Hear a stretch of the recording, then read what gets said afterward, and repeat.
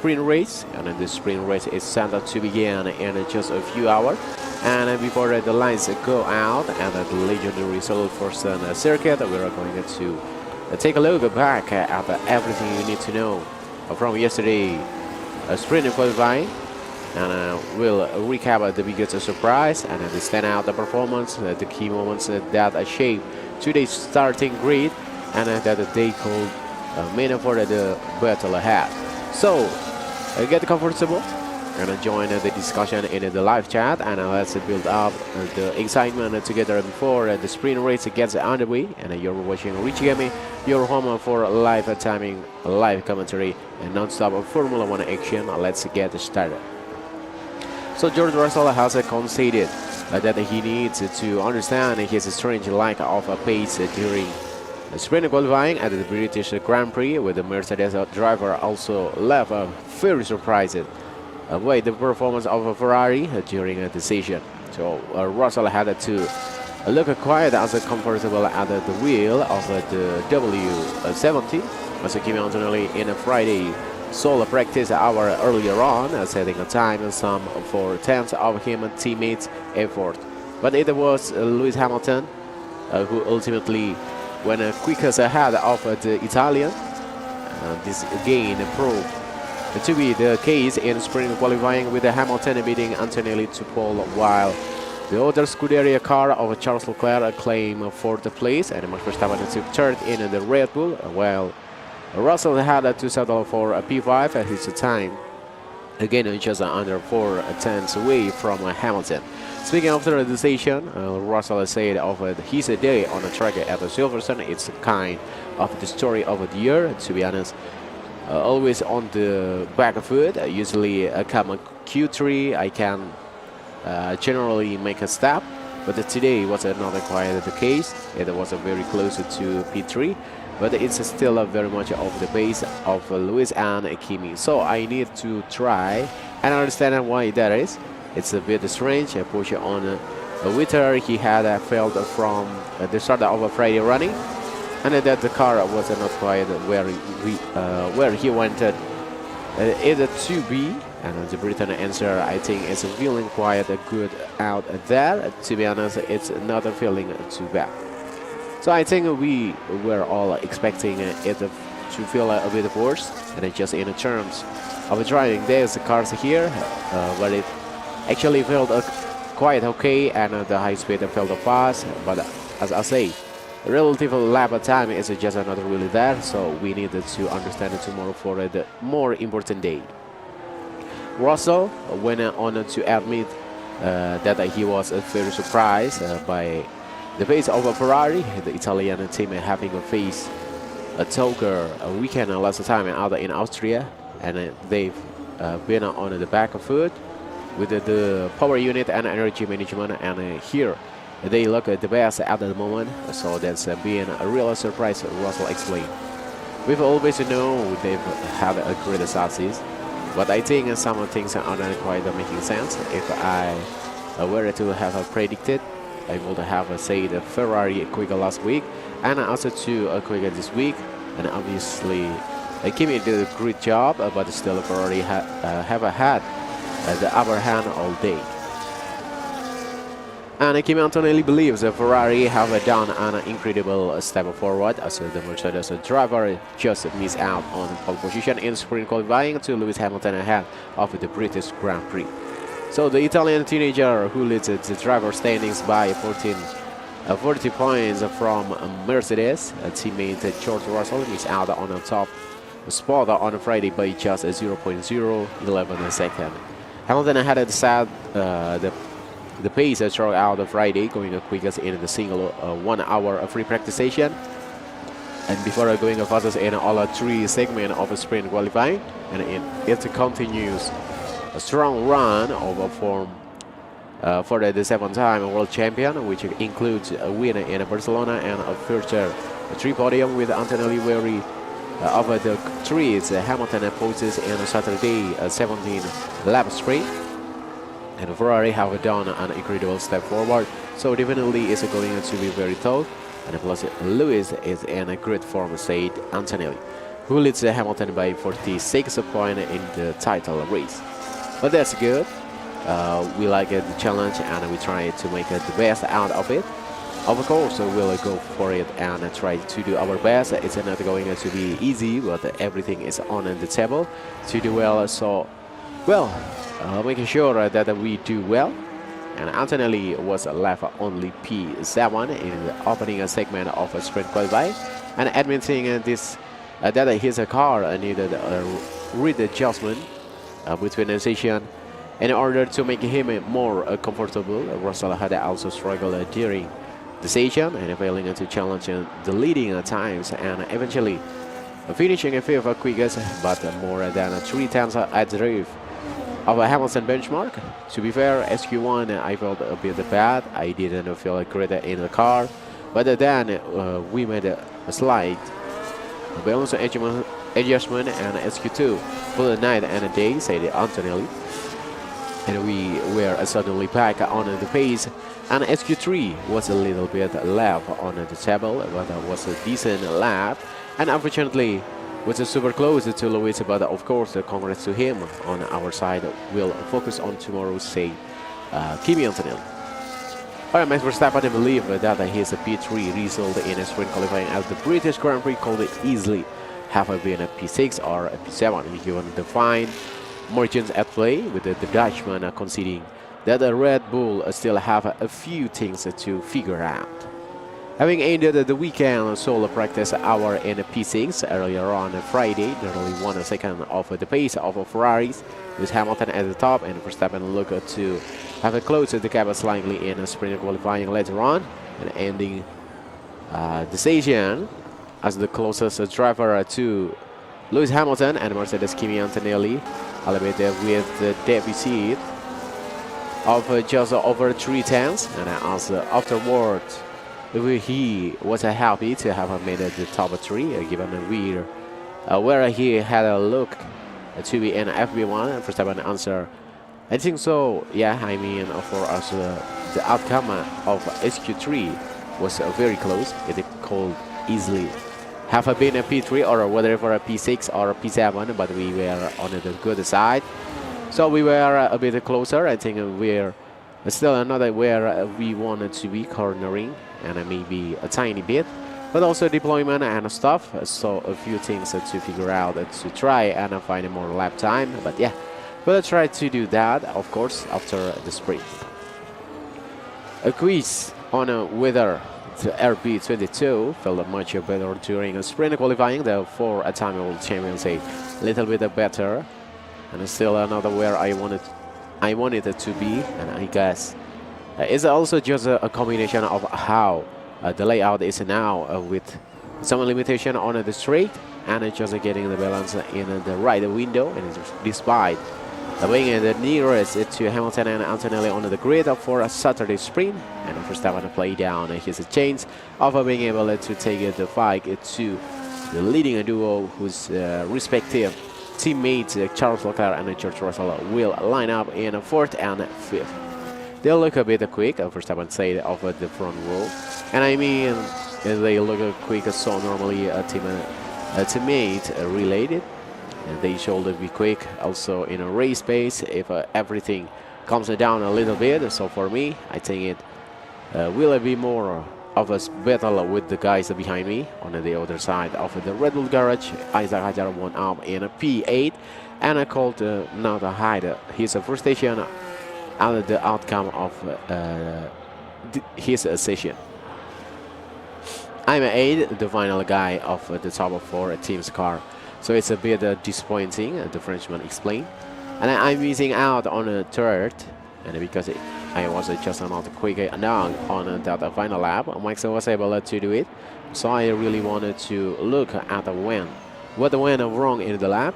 I know I didn't have the best start of it, like launching it, so I know that cost me a bit of a time. But yeah, when it was put to him, that the margin were very wide, and with a little over 10 covering the cars from 3rd to 8th, and meaning that he was not dramatically over his teammate Hajar conceded. And that's why it's a bit more frustrating, because I know if I tidy up one or two things, then we can get there, but I'm happy about my driving today. I think I've been on it since lap 1, so that's good, and hopefully tomorrow we find a bit more time. And Charles Leclerc, I believe he had got to work on everything as he was left in 4th, while Ferrari teammate Lewis Hamilton claimed a sprint pole out of Silverstone. The Monegasque driver has endured a difficult run of form over the last few Formula 1 weeks, and having now reached the podium since the Japanese Grand Prix back in March. In contrast, Hamilton took his first win for Ferrari in Barcelona and two further podium since then, and with the 7th-time world champion delighting his home fans by finishing fastest during Friday's sprint qualifying. So Leclerc admits that the result surprised himself and Ferrari, with the Scuderia having struggled last time out in Austria, as neither Hamilton or Leclerc challenged for a rostrum finish, and we are extremely surprised, I think, with Lewis taking the pole today, but in general we were expecting just a much bigger gap to the cars in front, and say Leclerc, and it's a good step forward. I think as a team, also very surprised to be that competitive on a track like this, and Hamilton had set up the pace truck out on Friday, going the quickest in the Seoul 1 hour practice session, and all three segments of sprint qualifying, and Leclerc had also looked strong early in proceeding, finishing P2 and P3 across the opening 2 session, and before dropping to P4 and nearly 4/10 trip of Hamilton in the final order.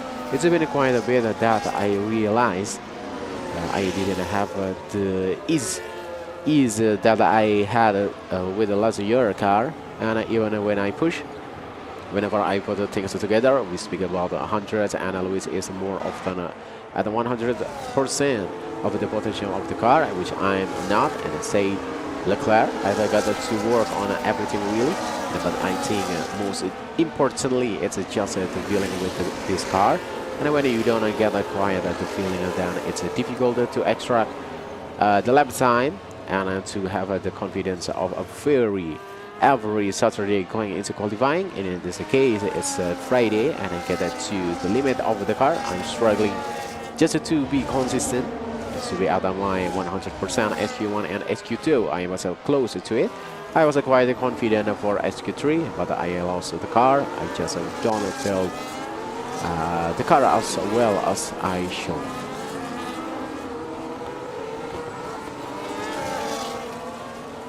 So Lando Norris has revealed how damage sustained during sprint qualifying at the British Grand Prix resulted in his car feeling pretty shocking to drive, and with Britain ultimately settling for a P6. Free practice exposed the gap between McLaren and their rivals.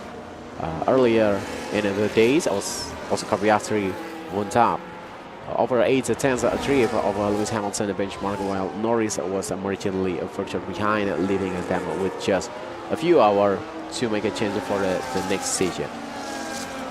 So any improvement were cancelled out when the Britain's car shared debris in SQ2, and which was a part of his broken front brake duct,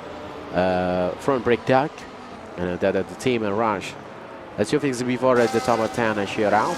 They managed to replace it in time for Norris to head out on the track with the remaining driver in the final few minutes, and as if the damage had hampered his performance, Norris said, "Actually, I lot more than I thought, because it was only on the final run that we managed to fix it. And the guy did a good job on fixing it and for the final run, but the car was just completely different and way better." I felt pretty shocking for most of it, and it's just lucky that we managed to fix it, because it felt like a completely different car. But by the time I got the feeling for the final lap, I felt like I could just push way more, and it's just unfortunate today, but I think the pace was still there, or 3 abouts, and behind pole sitter Hamilton and second place Kimi Antonelli, who were separated by just 0.011 second. Several drivers were remarkably close in sprint qualifying, with a P3 to P7 and covered by just 0.075 second. The smaller margin over 1 lap looked encouraging at first, but Norris was actually aware that he will line down alongside Mercedes George Russell, who qualified the 5th after struggling to match his teammate. I think maybe the Red Bull we can potentially compete against, and but the Mercedes of George is clearly just a lot quicker, Norris said. To find a much quicker car like that is going to be difficult, but you never know. I feel happier at the end. I just needed to understand a few things and see what we can improve into sprint race a day. For always to be on the pole for tomorrow is a cool thing for all of the fans. Again, it's still a cool thing even for me to see. Unfortunately, we don't have the pace to compete against them. But it's always just nice to see the fans, see the yellow, see my grandstand, and hopefully we can have a better day for them tomorrow after shooting the top of the times as the first runner in SQ3. The second McLaren of Piastri dropped it down to P7 and was similarly left searching for a pace ahead of a Saturday sprint, and which gets underway at 12 local time, and from on whether the result reflected their spot in the pecking order, the Australian said, yeah, more or less. I think after a practice we look pretty slow, so it's about where we thought we be. I think, to be honest, probably closer to the next pack behind Kimi and Lewis. And a tricky day, but we'll try and improve for tomorrow. Improve a bit, definitely, but not as much as we need. Unfortunately, I felt like I've really been on it today with just another half of the pace, and about of a shame, but we'll try again tomorrow.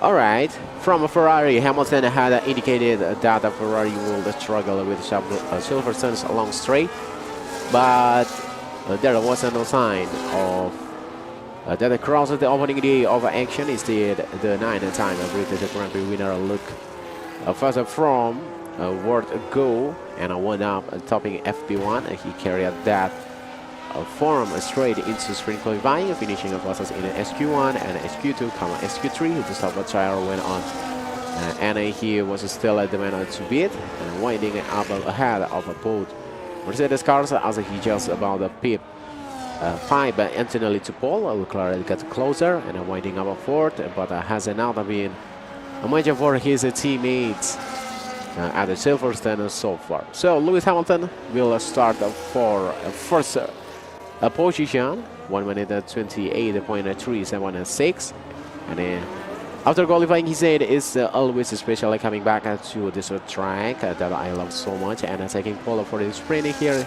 is a really special feeling. Huge thanks to the team for the job they are done today, and to all the fans in grandstand.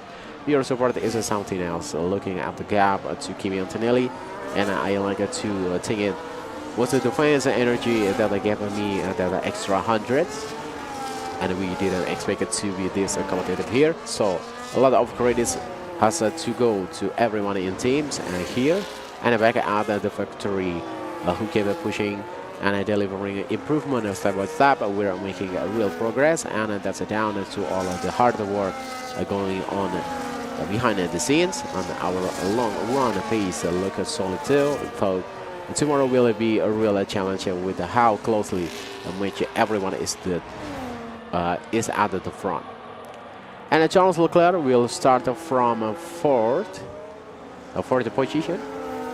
And I was, after qualifying, he said I was quite confident coming into Q3, but I was just missing that final bit to really take the car to the limit on every lap. We didn't expect it to be as competitive as we have shown to be today on a track like this, so it's a positive. Let's see what we can do in the sprint tomorrow, and then focus on qualifying. And we switch go to Mercedes. Antonelli was quick straight away out of Silverstone and training the top stop. The top spot with the Hamilton for much of a practice, and Russell was not on the form of his teammate and pulled up nearly half a second behind the teenager. He could not find a way to close the gap between the session coming out in the sprint qualifying and winding up with a similar deficit that left Antonelli to fight Hamilton for pole, and he came close winding up just 0.011 second back. So Kimi Antonelli will start from second. And after qualifying, his sprint qualifying was incredibly close, and it's frustrating to miss out on the pole by such a small margin. I didn't feel completely comfortable in the car during SQ1, but then SQ2 felt like a night and a day different. The balance came to me much more, and I was able to get back into the rhythm and show the pace we had me lap in SQ3. It was solid, but Luis did a good job, and so congratulations to him. We can be happy with the progress we made throughout the session, and now the focus is really on sprint Saturday. It's clear that Ferrari and the rest of the competition have made a lot of progress, so we know we're in a real fight. That exactly the sort of a challenge. We enjoy that though, and we have the opportunity to fight for the sprint win, and we will be going for it. And we know we have all of the ingredients we needed to have a strong race, and we do everything we can to maximize the result. So George Russell will start from fifth, and also qualifying. After sprint qualifying, he said we have often managed to find a step when it comes to the final part of qualifying, but unfortunately that wasn't the case today. We weren't too far off of P3, but we were still lacking a bit of a pace compared to Kimi Antonelli and Lewis Hamilton, and so we needed to understand where we can improve. The car didn't feel too bad, and the balance was reasonable good, but ultimately the lap time just wasn't there when it mattered. I was a little bit surprised by Ferrari's pace us. On the paper, this wouldn't necessarily be their strongest circuit. Clearly, they have made a strong step forward, and they look competitive throughout the day. They had the upper hands from the first session onwards, and so we've got some work to do overnight to see if we can close that gap and put ourselves in the fight tomorrow.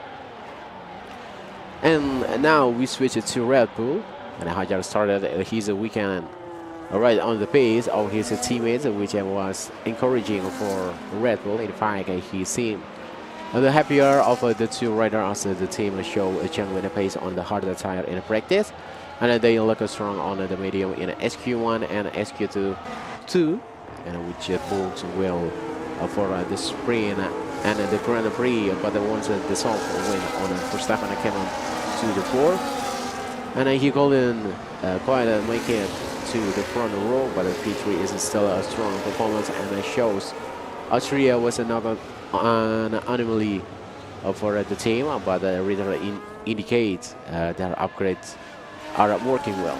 So Max Verstappen will start from third, and after sprint qualifying, he says sprint qualifying was close, particularly the outcome of SQ3. We will struggle a bit with cornering on this track today, and we've been trying to figure out the deployment, but we are on the good side of qualifying, so hope to find some good pace tomorrow. We are getting closer, but we are still not quite where we want to be, but we are hoping to put up a good fight tomorrow.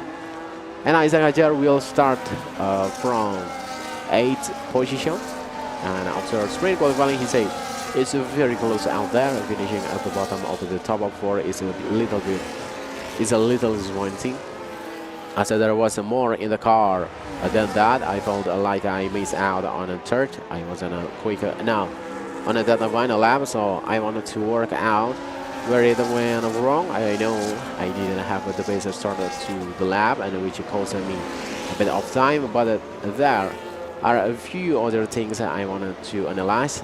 It's only a 10 to P3, so I know I'm close, and but that also makes it a bit more frustrating. I can be happy with my driving overall today, and I feel like I've been on it. So if I can tidy a few things up, will get that.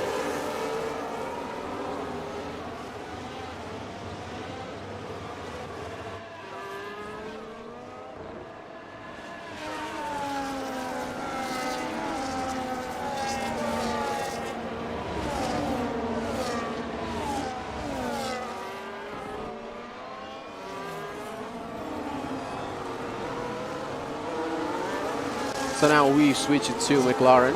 Appears to look to pick up the two McLaren driver in practice, despite spinning out at 1 point. Nicky was also the fastest of the duo through the early part of sprint qualifying, and Norris hamper in HQ2. And by losing a part of his bodywork, the team managed to complete some work on his car between the segment. And he found his form later on to with his teammate, and but McLaren could only book 6 and 7 all through the gap to the close. So London Norris will start from 6, and after sprint qualifying, he's an opportunity for us in the sprint qualifying. And we had an issue in HQ1 that made the car feel completely different. The team did a great job to fix it just before HQ3, but by the time I got a true feeling for its potential on the final lap, it was too late. I felt that I could have pushed way more, and so it's a shame we couldn't show our true pace. We know the speed is there, and we'll work to understand what we can improve for the race. And the support from the fans in London stand and across the Silverstone has been incredible, and seeing them all out there is a huge boost, and we think that we can be competitive with the car around us, and it will be difficult to fight, but you never know what can happen, and we'll be giving it everything to have a better day and put on a good show for the home crowd. And Oscar Piastri will start from 7. After sprint qualifying is a P7. It's more or less what we expected. And we knew coming into sprint qualifying that we probably weren't in the fight for the very front. And while we made some small improvement to the car after practice, it just wasn't enough to close the gap to the leaders. It's a shame because I felt like we were on it, and I got everything we called out of the car, and what we've just not had at the fundamental pace. It was a tricky day, and but we aren't discouraged.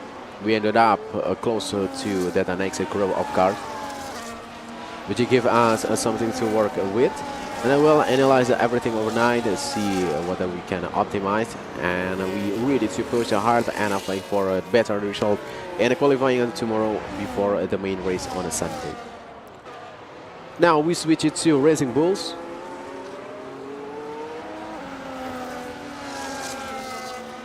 The Racing Bulls continue their recent run of form, once again getting 2 cars into the top 10, allows and 1 up. I had in the intra-team battle with Lindblad racing on a home soil, with the points on over for the top 8 in the sprint will need a good start to try and score, but they are certainly in the mix and crucially ahead of their midfield rivals. So Arvid Lindblad will start from 10, and after sprint qualifying, he said, this is another fantastic team result with both cars making it into SQ3. It wasn't the easiest day on my side, and as we experienced a few deployment issues in SQ1, but the team did a great job of fixing them in a time for SQ2.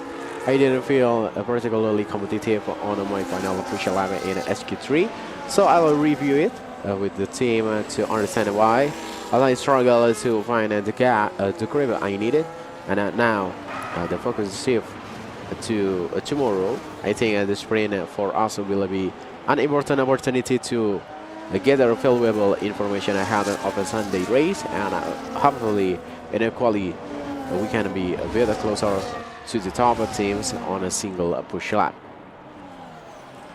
And Leon Lawson will start from a 9. And after sprint qualifying, he said that the car has felt really good all the day, and we've barely changed anything, so it's a strong position to be starting from tomorrow. It wasn't super warm today, so you need the energy to put the temperature into the tires without spending too much before starting your lap. It's there for a very different wear when compared to other track previously, but the team has done a great job to get us in a good place today, and we will of course be fighting for points tomorrow before pushing for a strong quali.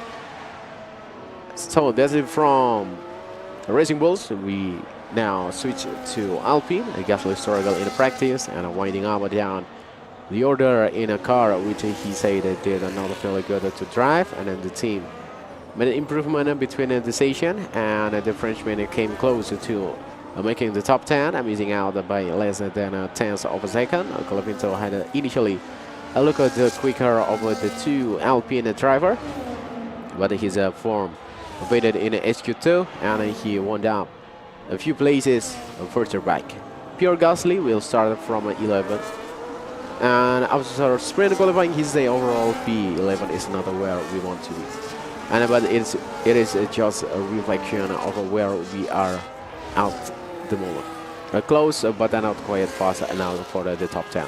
I will say P11 for today is quite positive, especially considering how we started the day as a pre-practice one was a difficult decision for us. The car felt different and much more normal in the sprint qualifying, so we need to work to understand why that was the case.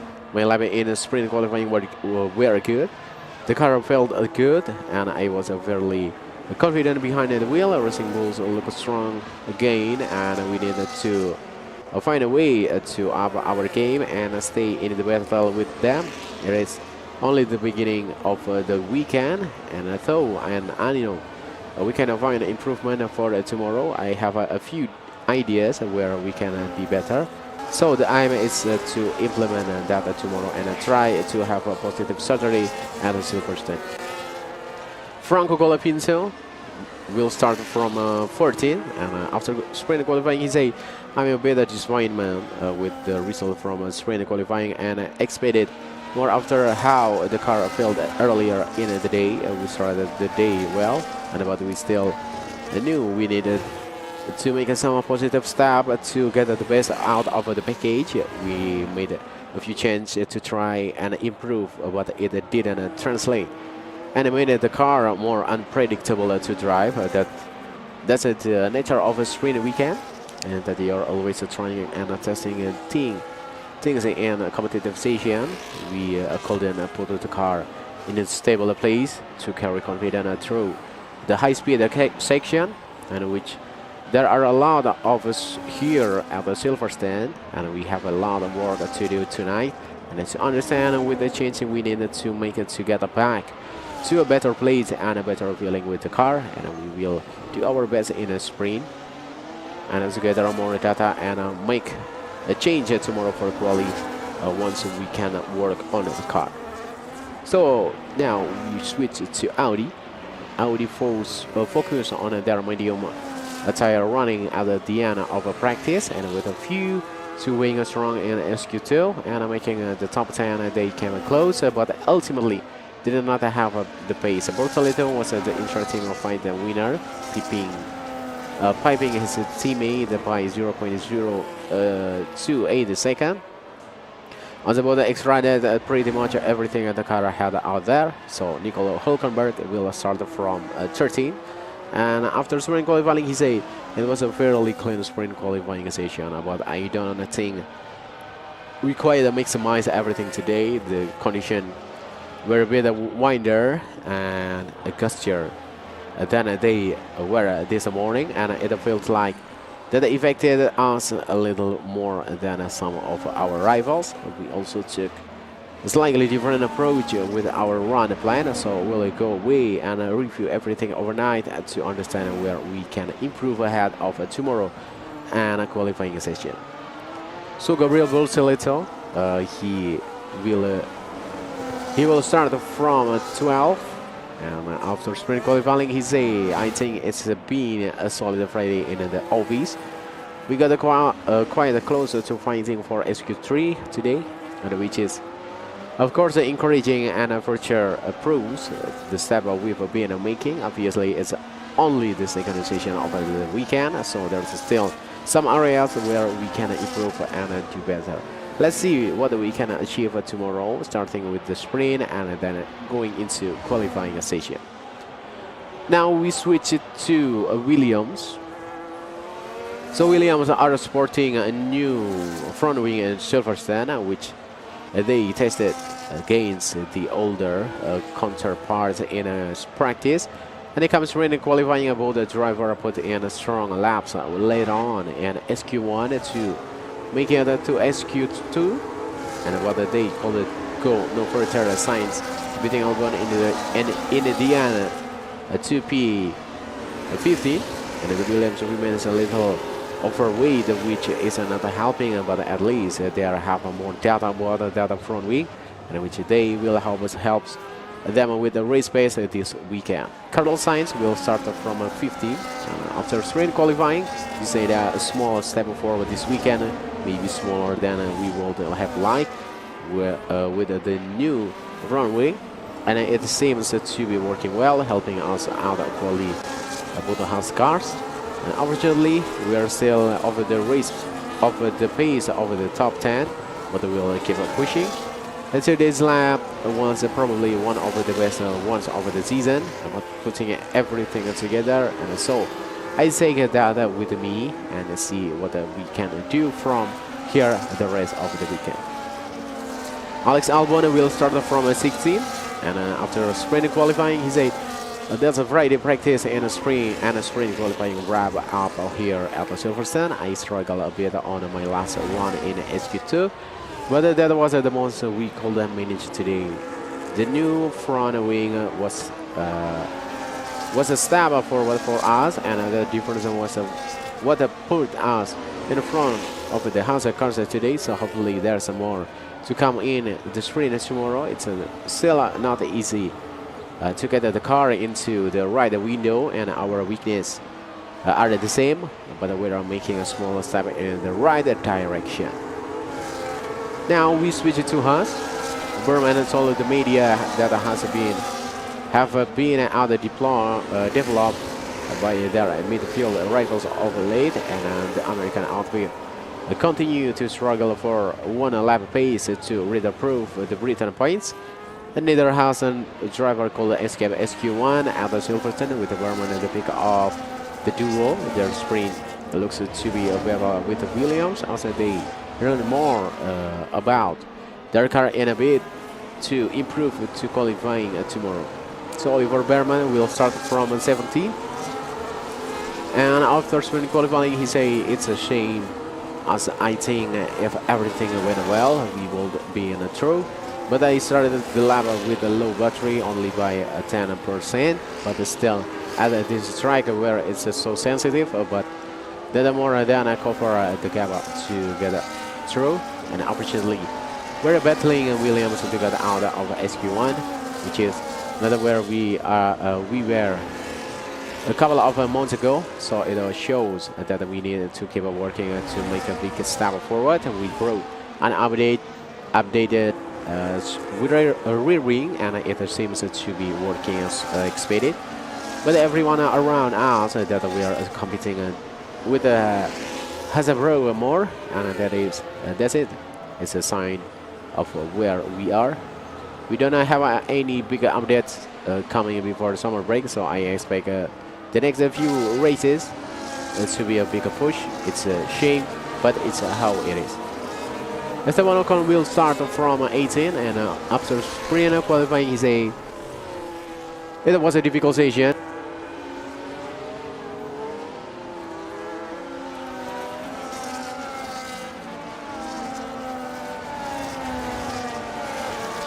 Alright, so Antonelli beats Hamilton to victory in action pick Silverstone sprint.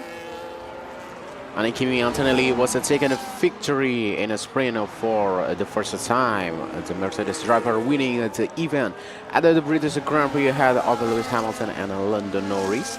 And Kimi Antonelli has claimed his first ever sprint win after beating Lewis Hamilton to victory in an action pick 100-kilometer dash at the British Grand Prix, with Lando Norris completing at the top 3 amid plenty of battles across the field.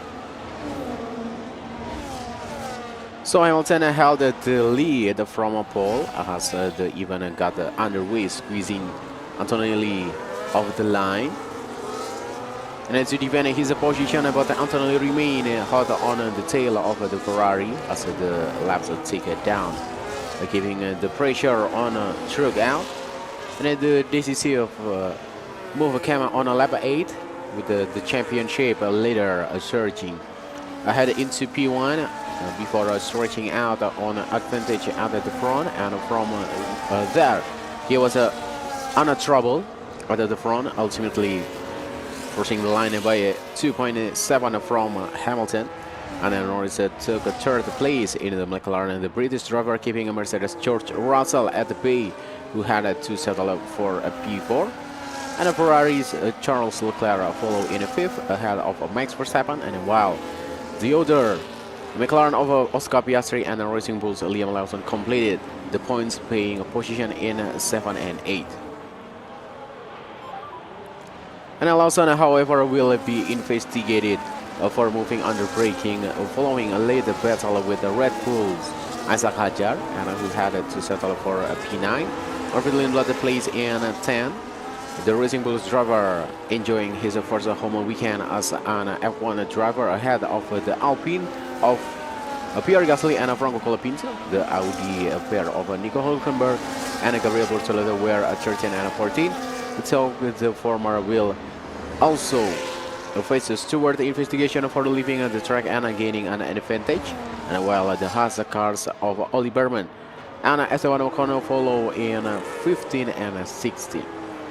Next up were Carlos Sainz and Alex Albon for Williams, ahead of Cadillac Valtteri Bottas and the Aston Martin of Fernando Alonso and Lance Stroll. Sergio Perez rounded out the order in P22 for the Cadillac, the Mexican picking up a 10-second time penalty for causing a collision with Alonso.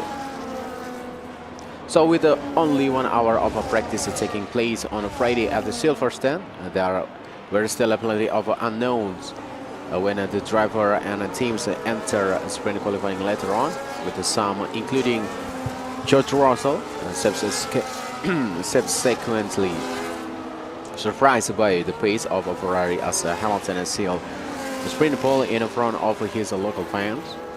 The Briton had faced the close competition from Antonelli, however, who would join him on the front row after setting a time that was just 0.011 second trip of the 7 times world champions. And Verstappen was further 0.3 back in third ahead of Leclerc, Russell and the 2 McLaren.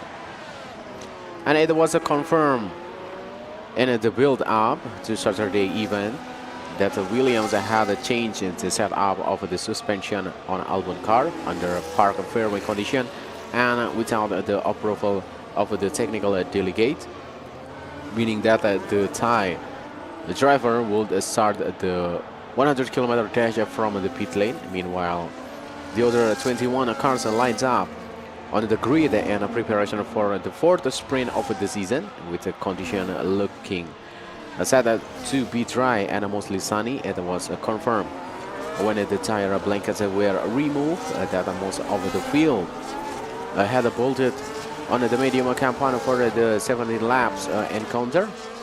The expectation being Bottas, Alonso and Stroll on the soft rubber. Once the formation laps had been completed and the lines went out, Hamilton squeezed Antonelli to the inside as he successfully held on to P1, while behind them Verstappen dropped big words, and the McLaren enjoyed a strong launch to move ahead. And later in the laps, Norris found a way past Antonelli into second place, in only for the Italian to retake the position. So Russell then brought himself into the fight, the Britain passing Norris for a third, and before the McLaren returned to P3, while Verstappen subsequently overtook Russell to climb up to fourth in a frantic opening a few laps.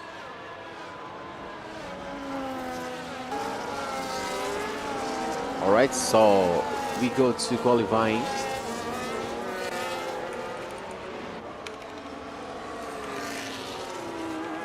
Qualifying.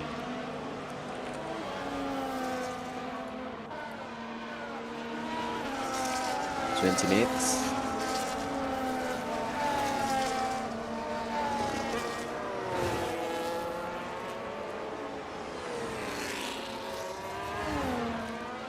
Alright, Russell when broke himself into the fight, the Britain passing Norris for third before the McLaren returned to P3, while Verstappen subsequently overtook Russell to climb up to fourth in a frantic opening a few laps, while the yellow flags were briefly thrown following a spin for Alonso towards the rear of the pack.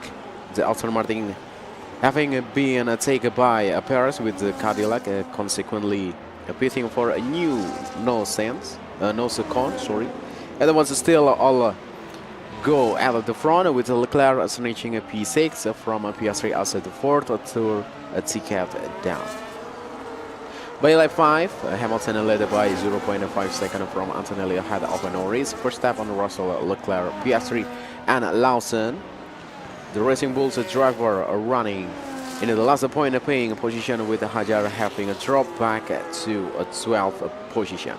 And Antonelli was continuing to keep the pressure on Hamilton, who had just won a sprint win to his name so far at least years, the Chinese Grand Prix.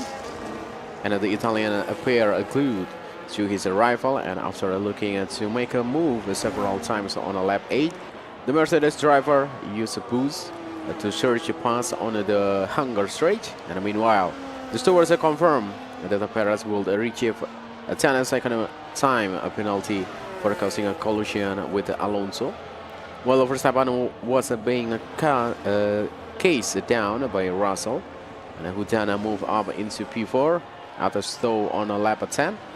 Verstappen was not giving up though, and I had another look at Russell before running out of a room, allowing Leclerc to close in on the Red Bull in the process. And the Monegasque soon made his move, dropping Verstappen down to 6th place.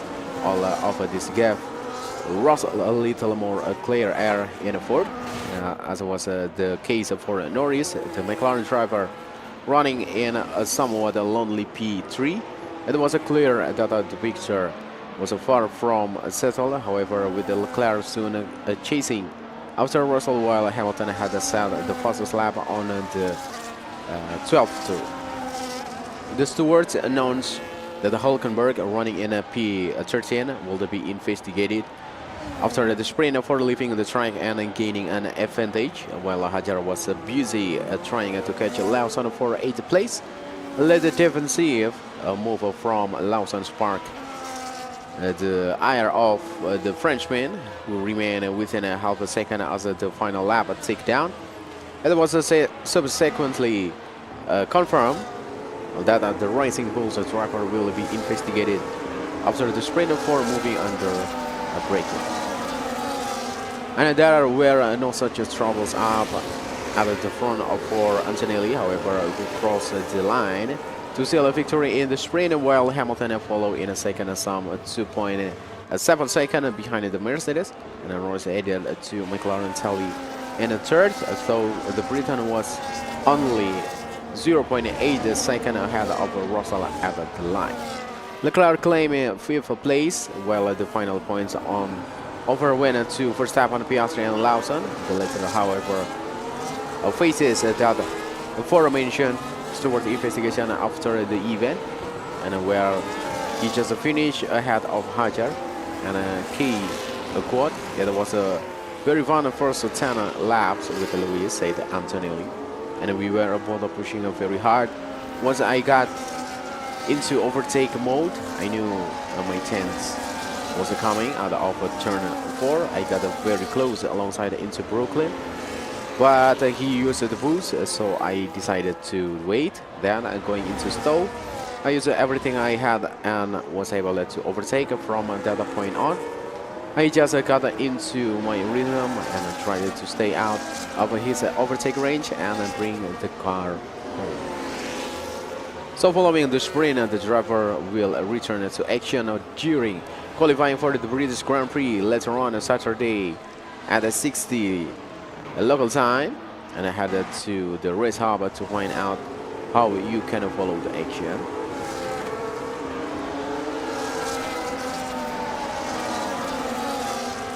So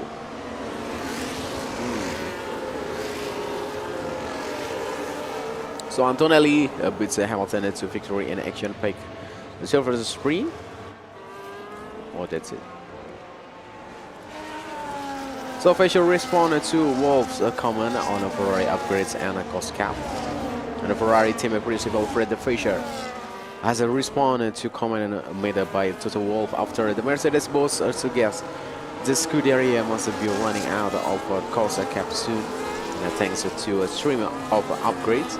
And Wolff comments came after the previous round in Austria, where Ferrari had once again arrived with upgrades, which include an update of its power unit. That the Italian team were unable to make the most of its new package at all, failing to reach the podium with Lewis Hamilton and Charles Leclerc finishing 5th and 8th respectively. Following the Grand Prix, Wolff told Ferrari have been throwing things out of their car massively. I guess they will be running out of a cost cap soon because we couldn't do it, and because we simply haven't got the margin financially. And let's see where that leads them. As about his thought on Wolff comments and how hard it was to balance bringing upgrades against the budget caps, and Fisher said, "You are referring to the comments of Toto, and I found it quite ironic from Toto, coming from Toto and Mercedes. When a Red Bull is developing or when a Mercedes is developing, they are genius. And when we are developing, we are cheating. I think you have to calm it down with this. And that we didn't bring more parts than Red Bull or another team. I don't know if it was a joke." And Hamilton victory in Barcelona. The 7-time world champion, first for Ferrari, remains the only non-Mercedes win this season during a Grand Prix. And the Scuderia continue to be the German manufacturer's closest challenger, heading to Silverstone.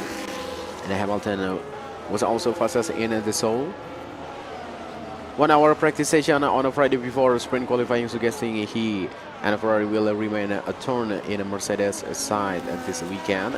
Wow, officials added that I think it was better to avoid to speak when asked if he had a talk to Wolff about his comment. The Ferrari boss suggests it was the best practice to bring upgrades as early as possible during the season. And while Fisher added, "So I think the more performance you can bring at the beginning, that we are all in the same boat." He explained in the team representative press conference on Friday, and if we can bring something at the beginning, we do it. And it's better to have a couple of attempts for 5 races than just a couple of attempts for the last 2. Sometimes it's difficult to find a performance, and sometimes you can have the feeling you're bringing a big upgrade, but it is just the modification of some parts. All right.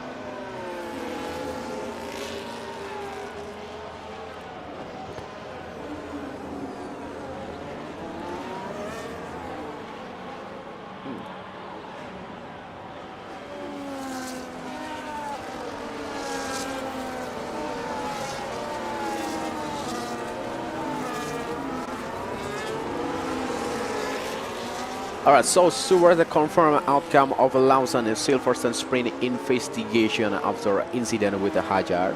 Liam Lawson was investigated after the sprint at the British Grand Prix. After the steward have now issued their verdict. The steward have confirmed the outcome of their investigation into Liam Lawson for an incident in Saturday's sprint at the British Grand Prix.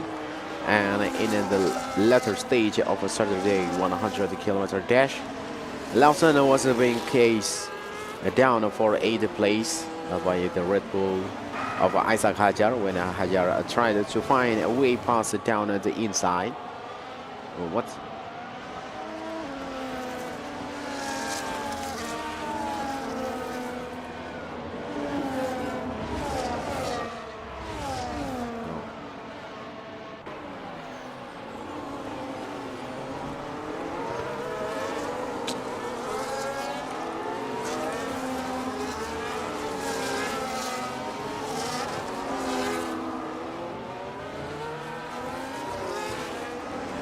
So 10 minutes to go.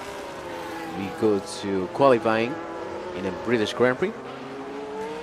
So into the later stage of a Saturday 100-kilometer dash, Lawson was being cased down for 8th place by the Red Bull of Isaac Hajar when Hajar tried to find a way past down at the inside. The Racing Bulls driver cut across to the van, sparking angry comments from the Frenchman over the radio. It was subsequently confirmed that the steward will investigate Lawson, who finished in 8th place to secure the final point on over after the sprint for moving under braking, with a hearing set to be attended by Lawson, Hajar, and their respective team representatives. And following this, it was announced that Lawson had received warning for his action rather than a penalty, meaning that he retained his position in the sprint. The command released after the hearing reads, the driver of car 13 started that. At the relevant time, he was still at the full throttle and had not yet commenced braking, and that the movement of the car was a part of a deceleration and preparation for the corner rather than a movement under braking. So the driver of car 6 stated that the move by car 13 was sharp, but also that sufficient room was left and that the contact was avoided. In his view, the incident did not merit a penalty. He also referred to the fact that the two cars were on different energy levels, which made the closing speed difficult to judge. The steward accept that this was not a case of a significant change of direction after the braking pace had clearly commenced, and also accept that car 13 left a sufficient room for car 6 to ensure that no contact occurred. The steward also accept that the different energy states of the two cars made the closing speed into the corner more difficult for the driver of car 13 to assist. However, the steward considered that the defensive move by car 13 was sufficiently late and abrupt that it warranted a formal caution, although the stewards were not satisfied that the circumstance justified a stronger penalty. They consider that the move was marginally over the limit of what is acceptable when defending into a corner. Accordingly, the stewards imposed a warning and the driver of a car 13. Meanwhile, the stewards also investigated Nico Hülkenberg after the sprint for leaving the track and gaining an advantage. And in this instance, they opted to hand the Audi driver a 5-second time penalty, dropping him back from his original result of P13 to P15.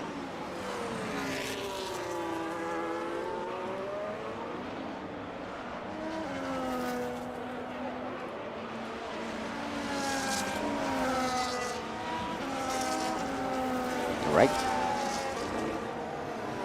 A document from this hearing explained that Hulkenberg had been defending against Haas Esteban Ocon on a lap 1 when he left the track at the turn 9 and did not concede the position, though he was later overtaken by Ocon 1 lap later, while the steward accepted that Hulkenberg had been trying to avoid a collision. They felt that the German had carried excessive speed into the corner and that this was the primary reason why the car left the track, and the Faraday continues.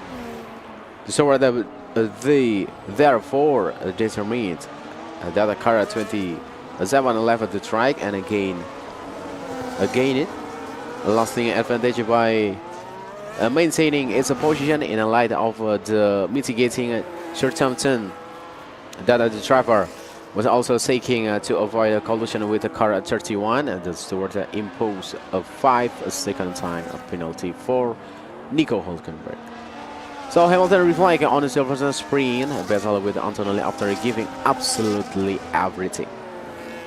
So Lewis Hamilton insisted he gave absolutely everything after he was unable to hold off Mercedes Kimi Antonelli in the sprint at Silverstone. And the Ferrari driver had started from a pole position after last gas lap in a sprint qualifying, saw him set a time at just 0.011 second clear of the young Italian efforts.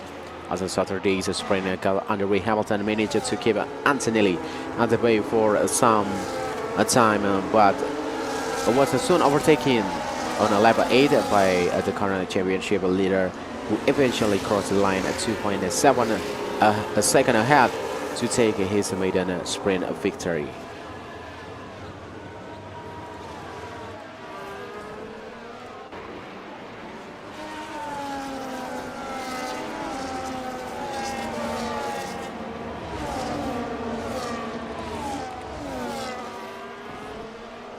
So now we go to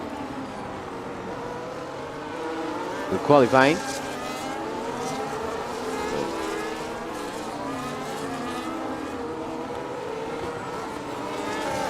Come on.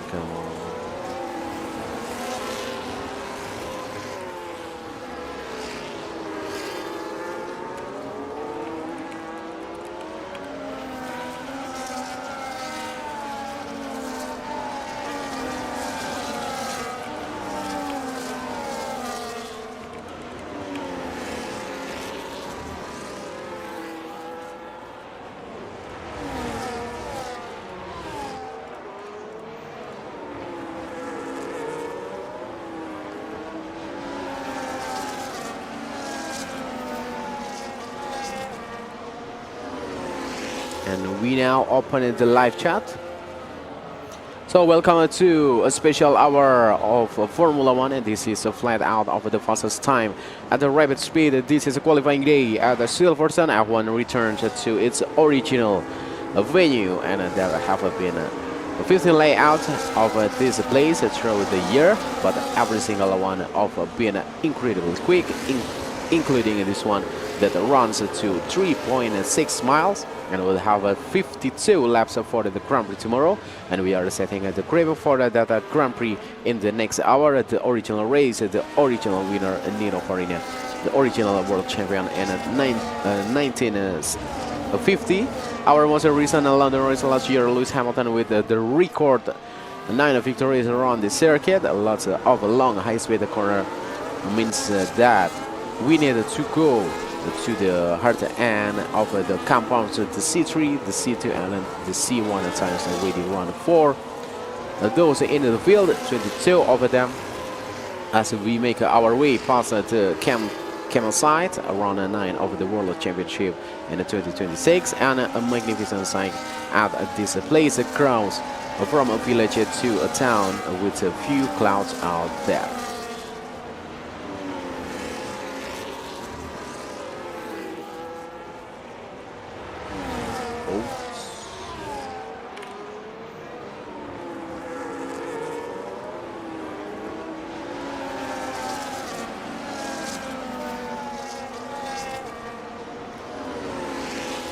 Alright, so not too warm for the fans. They're already seeing plenty of action in the sprint race so far. A meal of overtaking in the opening laps before the race develop into a rhythm. And the favorite for the weekend step forward in Kimi Antonelli. And whichever Mercedes driver makes it the fastest start in a practice stance to be the favorite by the time that we gather to qualifying. And that was a 10 to be our championship leader. He's the championship leader by 43 points after he won the sprint race earlier on. So 2 minutes to go until we get the full hour of qualifying. I'm Richie, and you watch now live timing and commentary at the Richie Gaming channel on YouTube. So, okay, this is everything. It's nice, and what's the secret of the performing in qualifying? Well, I'm the wrong person because I never struck in it on a ball. But I went for it anyway. I never managed to as a single lap, but clearly I was able to qualify at the front end. And then the race, of course, this is not a Monte Carlo. It's great to be on a ball, but as we saw, Luis had that on it this morning in the sprint, and then he wasn't able to convert that in the race. You've got to have a car that's good on its tires and be able to do those race runs. It's a lot of high energy corner here, a huge commitment from the driver to, especially in those windy condition. And there's no flag actually positioned on the top of the grandstand. So it's going to be really difficult for them to judge whether to go absolute commitment or to leave a margin. The mast of the Ferrari flag was hanging by a tree.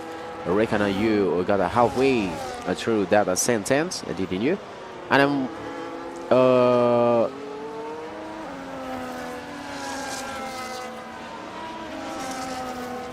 so queuing at the end of the pit lane on a pole, we will one of the 5 Brits in the field. Oliver Baumann, outstanding crash handling. I think he should keep that for the rest of the season. And a very distinctive. He's hitting out there, trying to avoid what happened to him in sprint qualifying yesterday when he was knocked out in this first part. And so thank you, Demon's Swoop, and joining the club of sending some of those drivers. The memo that there one of helmets is an improvement on the regular one. Wait, and Berman one is a trade as he heads out now onto the circuit. And Grand Prix qualifying, it feels like you got a little bit more time. And you got a soft tire as well from the first go. And if your Haas, your William, your some of these guys towards the back, they haven't even run a soft tire this weekend. So thank you, Bulgaria, stay Universe 143, and it looks like it's a bit of cross-wind through cups, and there's a hell of a wind towards the stroke, and it strolls out of the tires on a Lewis car, and they've got to be loving the fact that the cars have been developed well since the beginning of the year. And whether you are a hardcore fan of Lewis Hamilton or not, as you said earlier, he's a living legend in this sport. He's got a presence, and I'm sure the driver excuse me, and the mechanic at the Ferrari and the whole Ferrari team feel that presence, and I feel the success that he's managed to bring to the team must be been a sort of a strange journey that they ever had with him, because obviously this time last year, things were a little bit tricky for him, and he had some really difficult moment, particularly as the year wore on. And you're thinking this is a 7-time world champion. He's won here 9 times, and even last year he was not far off the podium, but a couple of scrappy moments allow Nico Hülkenberg to secure his first ever podium. And you're thinking, okay, is this Lewis Hamilton and a little bit beyond? Are we now looking at the Charles Leclerc team that he has a comeback, and he is on the absolute best his form right now? and I think everyone at the Ferrari is now like, this is why we've signed him, and he is producing some magic. He's done it already this weekend. And a little bit of a lock up for Carl Sainz in that lap going in a bit. It didn't start as he opened the lap particularly well. The kick of oversteer prior to going into the final corner, and then just a front tire. Now in the window, and he's carried a bit too much speed. I wouldn't be surprised actually just looking at it. So it's a Porsche into village. That's the turn 3 corner there. It's a Porsche into village that's it's going to be difficult to execute clean laps without making mistakes. So Sainz has been the first man to figure that out down at the turn 3, but he will not be the last. Gabriel Busoledo had to abort his first Porsche lap as well, and all of the driver being informed on the radio about the increase in the speed of the wind. And we were talking about the makers and bakers. Here they are for Oliver Baumann, and United had the opportunity to score points at his home event, and then to make matters worse, they managed to collide the Haas teammates. So race and forget last year trying to make amends, but the car not loving high-speed corner, and Silverstone almost exclusively deals in high-speed corner. So Haas have been on the back foot so far this weekend, and he comes through club the 18th and final turns on this racetrack and posted the benchmark time down. And we expect Aston Martin to be at the back as their difficult season continues at their home event.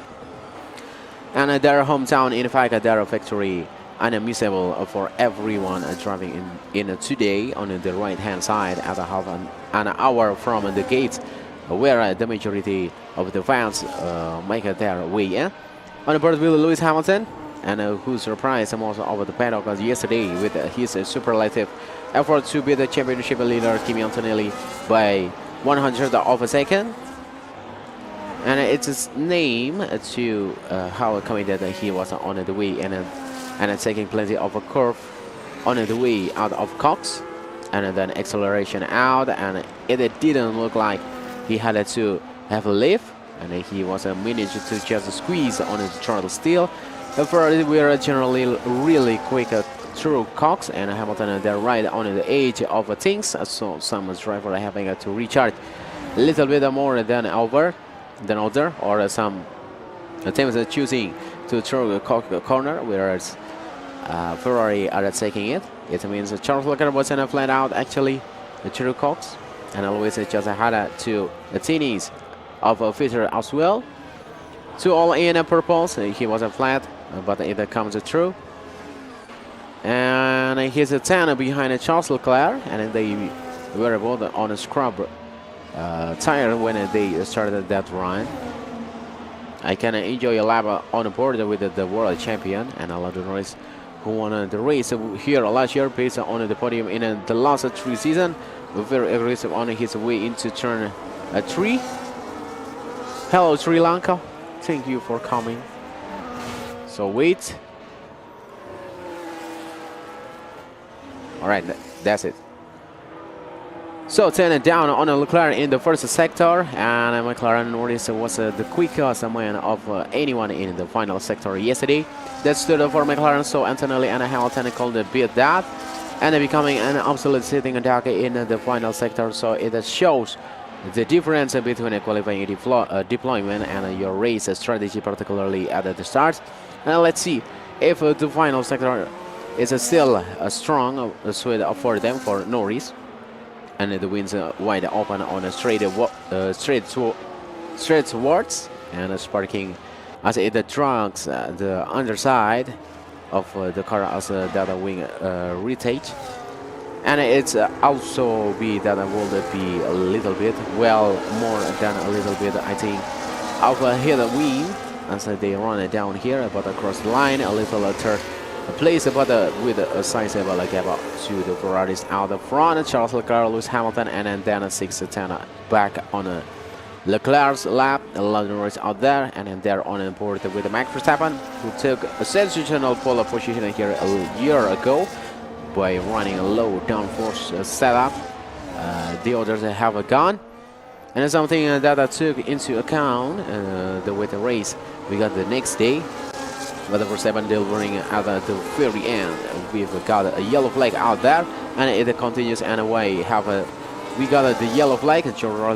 George Russell is stationary on my driver tracker at the moment, and he's in the gravel. One of the contender for the World Championship. One of 5 Brits in the field is trying to reverse his way out of the Lockfield gravel track.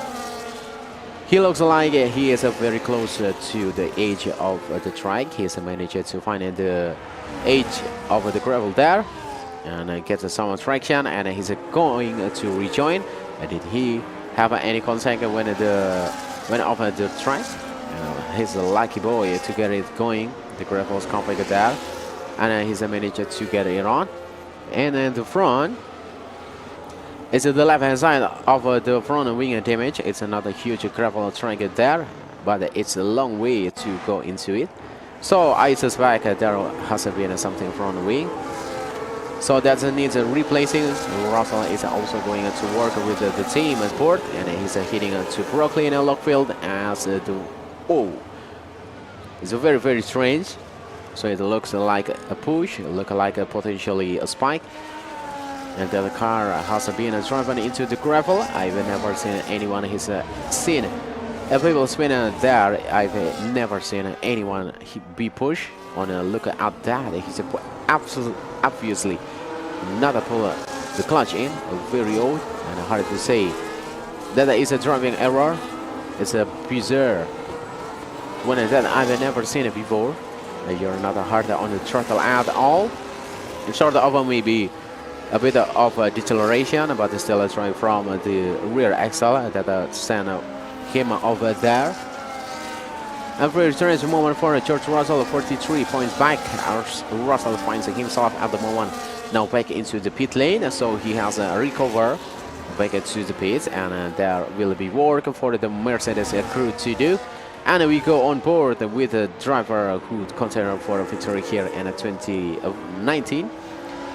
With Lewis Hamilton for a very long time, Valtteri Bottas in the red, white, and blue of Cadillac, celebrating the 4th of July, and happy 4th of July to all our American friends watching.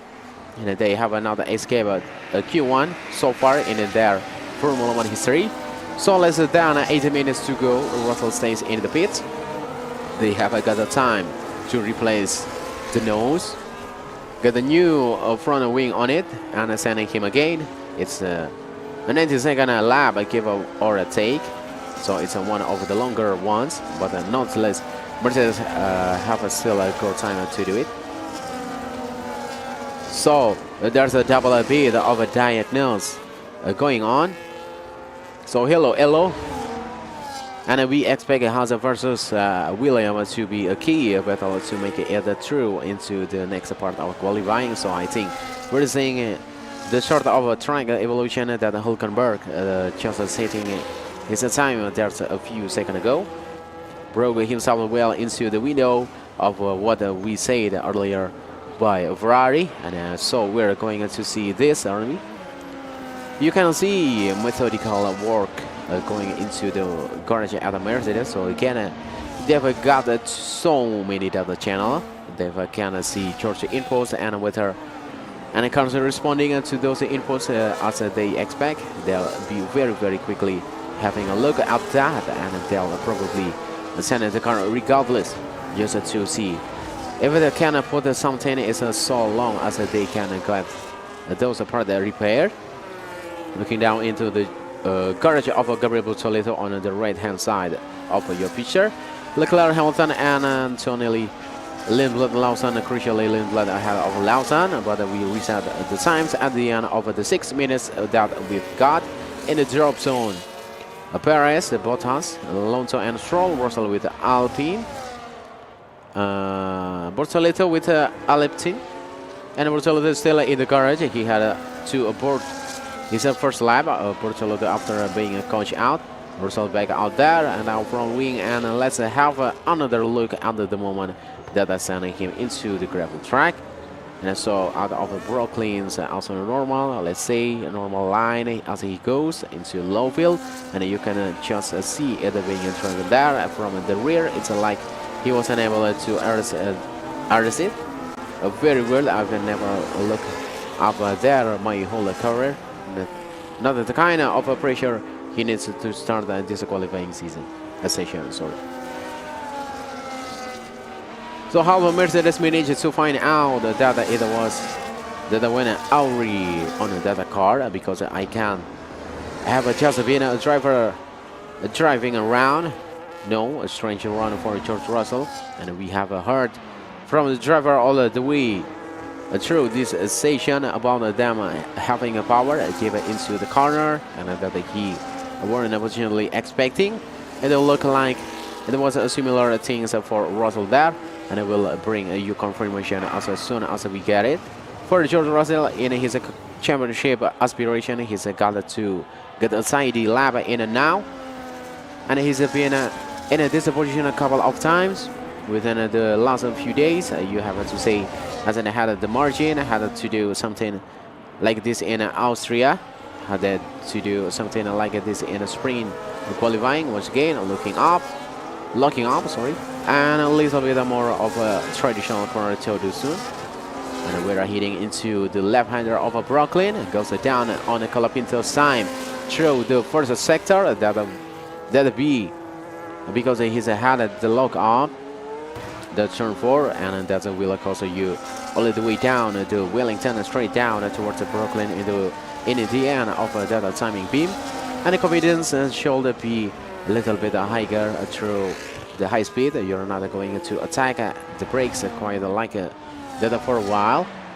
You're going to be flat out through makeups and then hit the brakes for the final part of makeups. It looks better here for Russell. He's got a presumable enough fuel on board for another flying lap as well. Mercedes will have a bit of a margin in this. This is only the first part of qualifying. We will lose the slowest 6 cars at the moment. Perez, Bottas, Alonso, Stroll, Bortoleto is just leaving the pits now, and George Russell who's about to put a time on the board. And it is good now to climb up to 5th, so he finds the clean lap that he needs. And the driver that's never been on the podium, but he's a home ground pre, and he had a dramatic moment to deal with. Oscar Piastri went again there. He's a 5th fastest. And Colapinto into the drop zones. And we also have a Bortoleto on outer lap now. His teammate Nico Hulkenberg up in 8th in the circuit where he's always a drive. Just to confirm, we are getting that information that George was actually fueled for 4 laps. So you're absolutely right. Having it down with a new trial run. But I definitely have a good look at the data, and there's actually a decent lap after the first sector for him there. He will have to go on to a new set of tires, and that's why they went out on the use soft to start. Russell had to throw on a new set straight away, but Antonelli has actually a follow suit. So Mercedes are keeping their cars on the same plan, and going through the process of just tailing them in now for a Q3.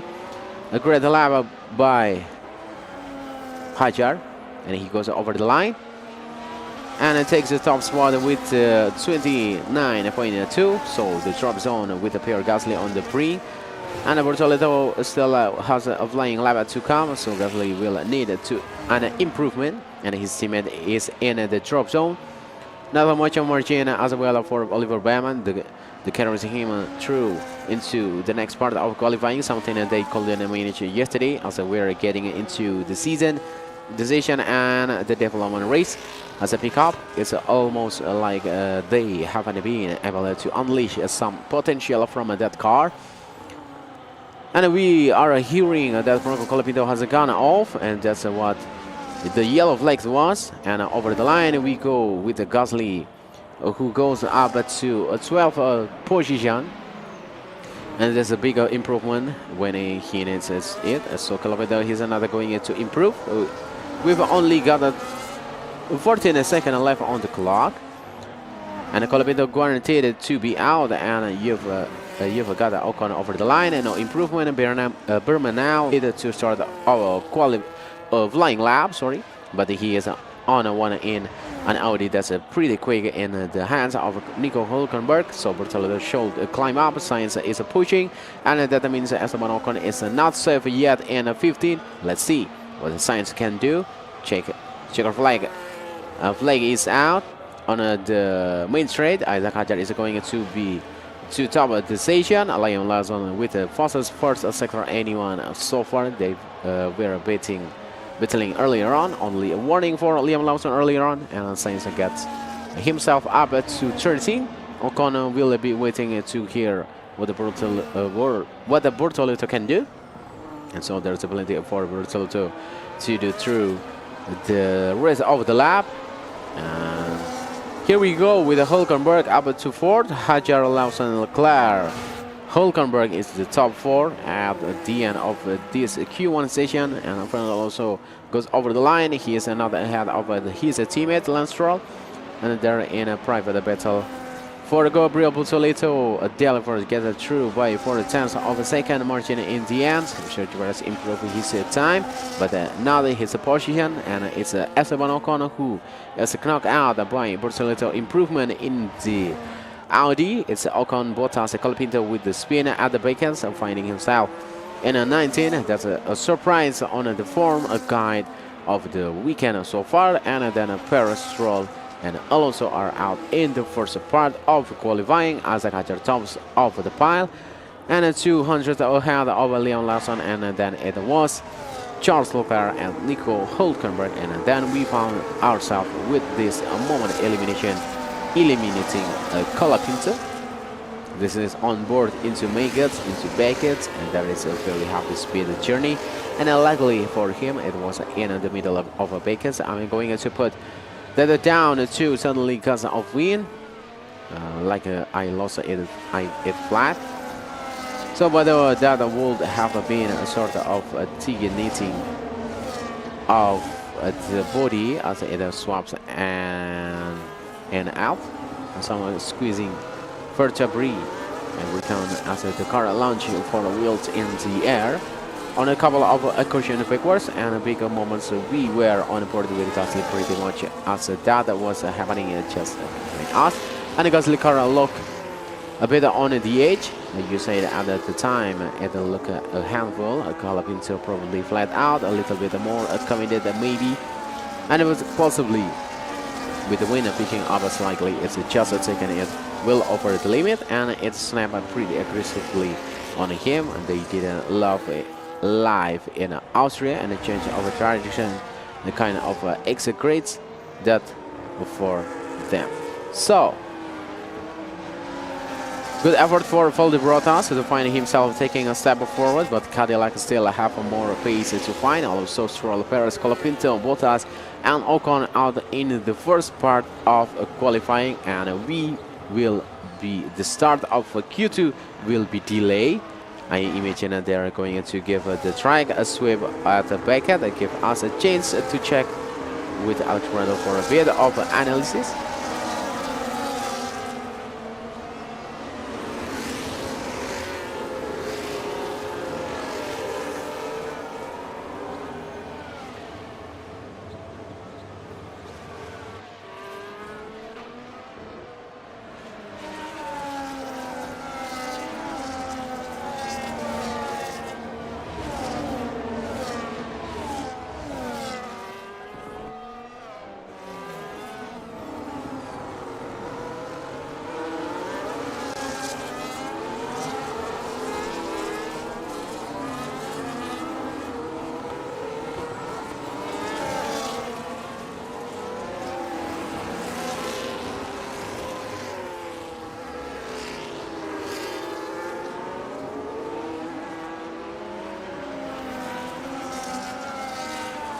Alright, interesting moment as well for Franco Colapinto, very similar to the ones we saw in a free practice one for Oscar Piastri, and we are finding here, guys.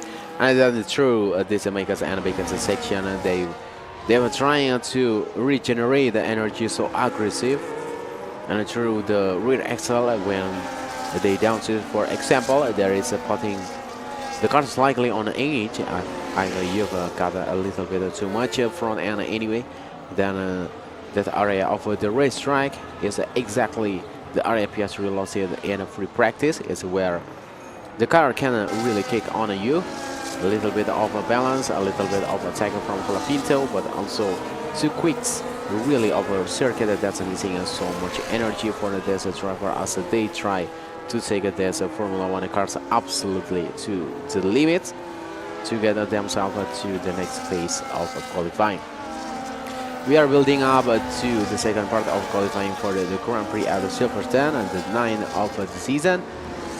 Isaac Ajar ahead of Liam Lawson, and then Charles Leclerc at Nico Hülkenberg, and Max Verstappen. And the yellow flag caused by the Alpine. It was a high-speed spin for Franco Colapinto, and who had a moment where it left him confused, and it left his race engineer confused. At the start of Q2 has been delayed.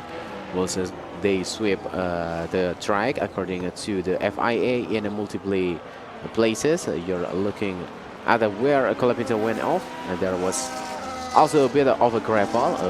I imagine a track back on by George Russell, so we thank all the marshal for allowing us to go racing, and they've got the brooms out at the moment, and the track is clear. We will get a green light at the end of the pit lane or so. There's an incident involving Esteban Ocon is investigated after the session for a yellow flag infringement. The driver who was in a 17 at the end of the first part of qualifying, so waiting for word from the FIA when we can get this session back underway.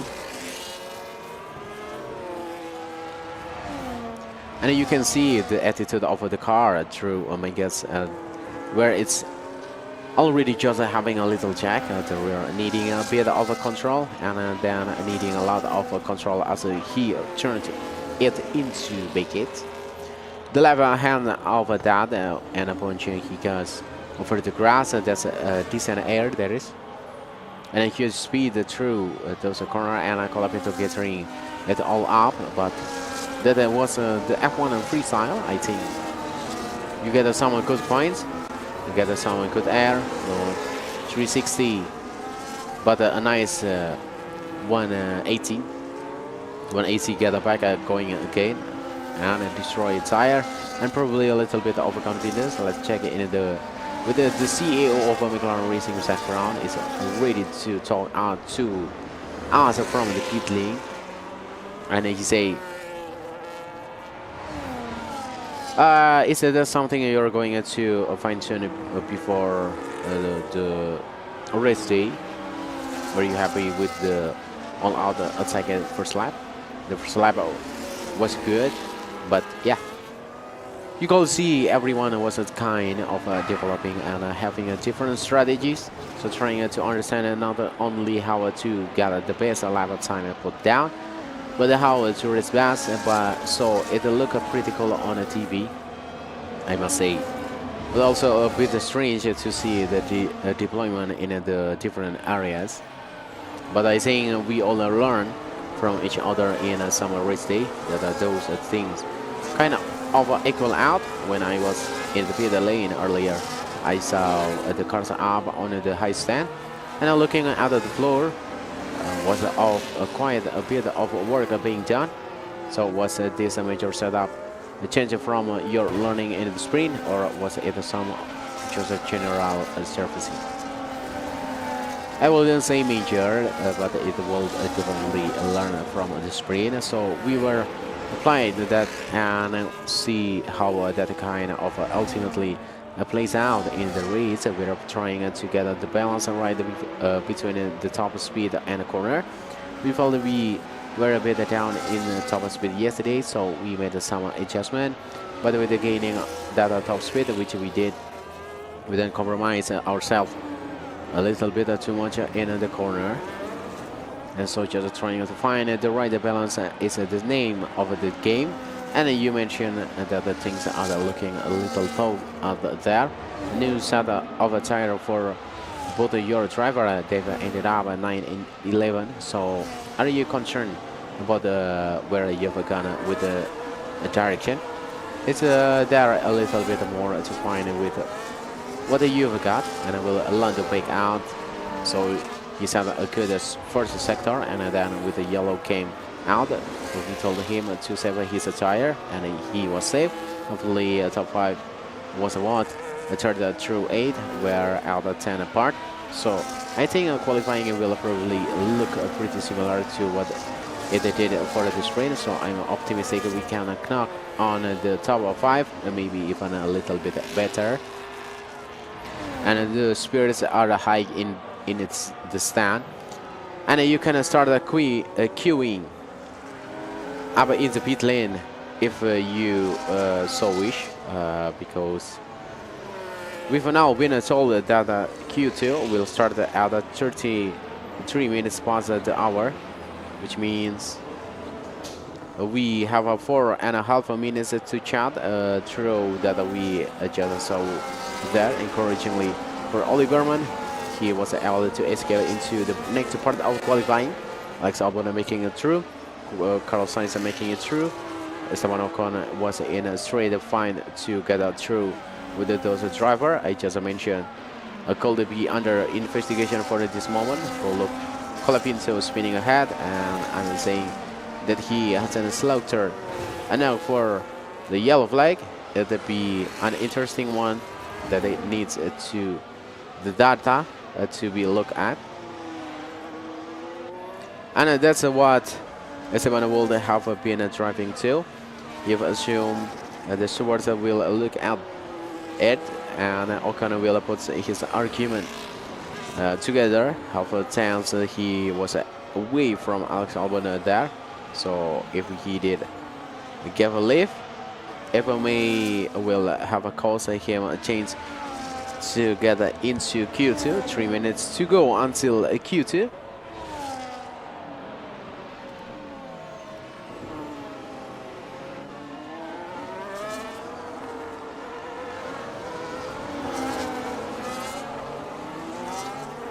So, big moment for Colapinto. Colapinto lost the rear, spinning off and then bouncing backwards over the grass down at the Beckett. And there was a high speed accident, and he was lucky not to collect another car off the barrier. And I certainly explained what happened to his qualifying then. And FIA stewards turn 15 incident involving a car, Gasly, will be investigated after the station impeding. And interesting moment as well for Franco Colapinto, very similar to the one we saw in a free practice for Oscar Piastri. We are finding here that through this Megats and Beckett's section,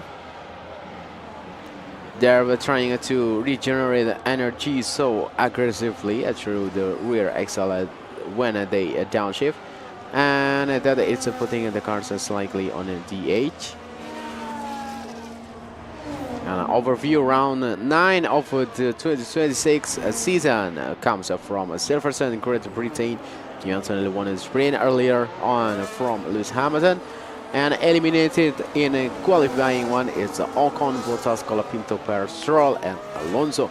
George Russell and Franco Colapinto both had a big moment in qualifying one.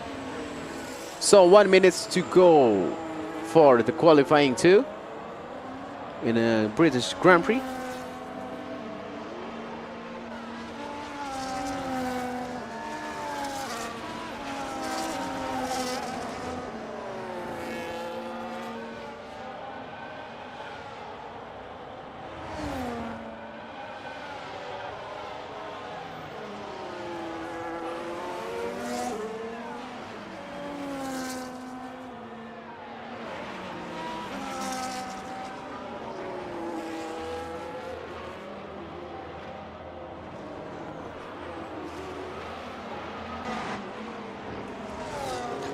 All right, and it's been a great start to live in F1 for Lindblad, a 3 Grand Prix point scorer in a row now for him. I think Isaac Hajar was definitely doing the blinking test there, and either that he sneezed or something. Sometimes we hear details that are like, and that's definitely in that category. The driver will start making their way to the first lane in a few moments. We will go to the second part of qualifying underway, and that track temperature at 42 degrees, air temperature at 25 degrees, and we will have 15 minutes on the clock for the second part of qualifying. Hulkenberg at P3 by the end of the Grand Prix here last year, and it's with 2:39 starts for his first podium, and P4 in the first part as he used a new set of tire to get at that time. Interesting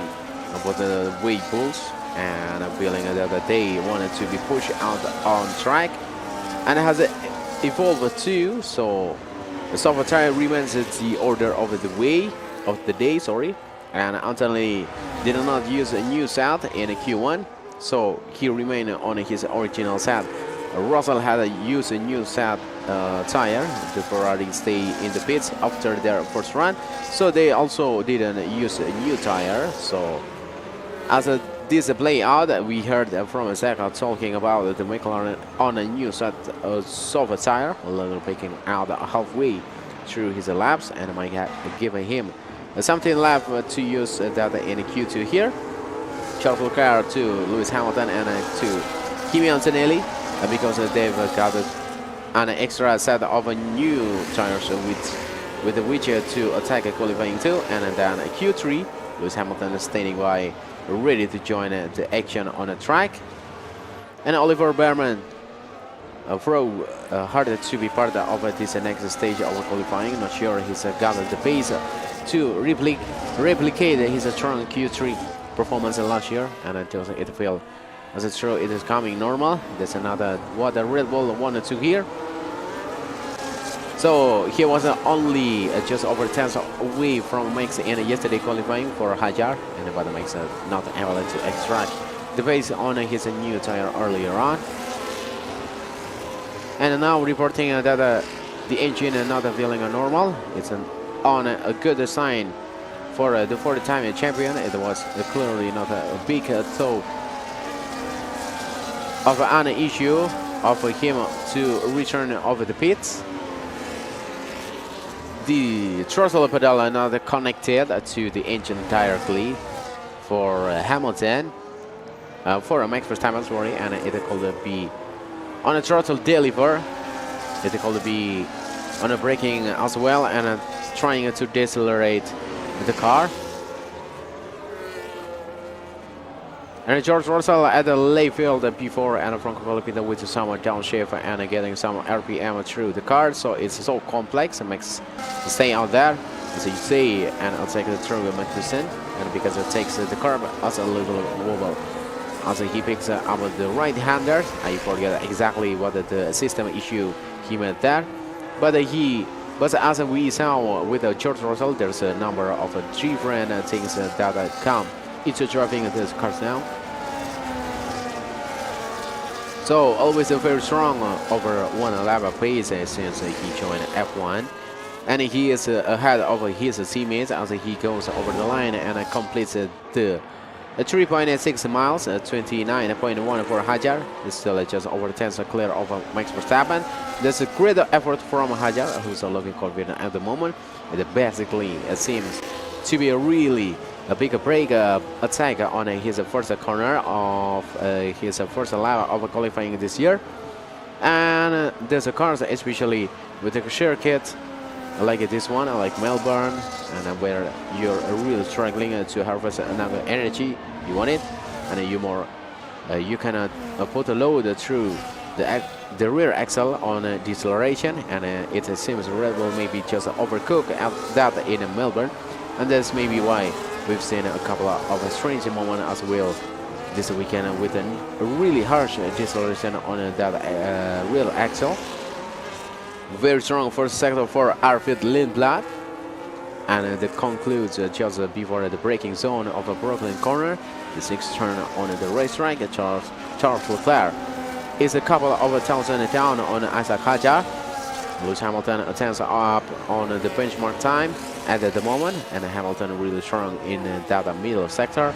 He was an outright faster of anyone in the three sectors yesterday on his way to sprint pole, but ended all up, and he had the fastest time. Charles Leclerc had a couple of opportunities to win this Grand Prix, and Lewis Hamilton has passed him on the timing page, and that is just not the dynamic 1 year ago.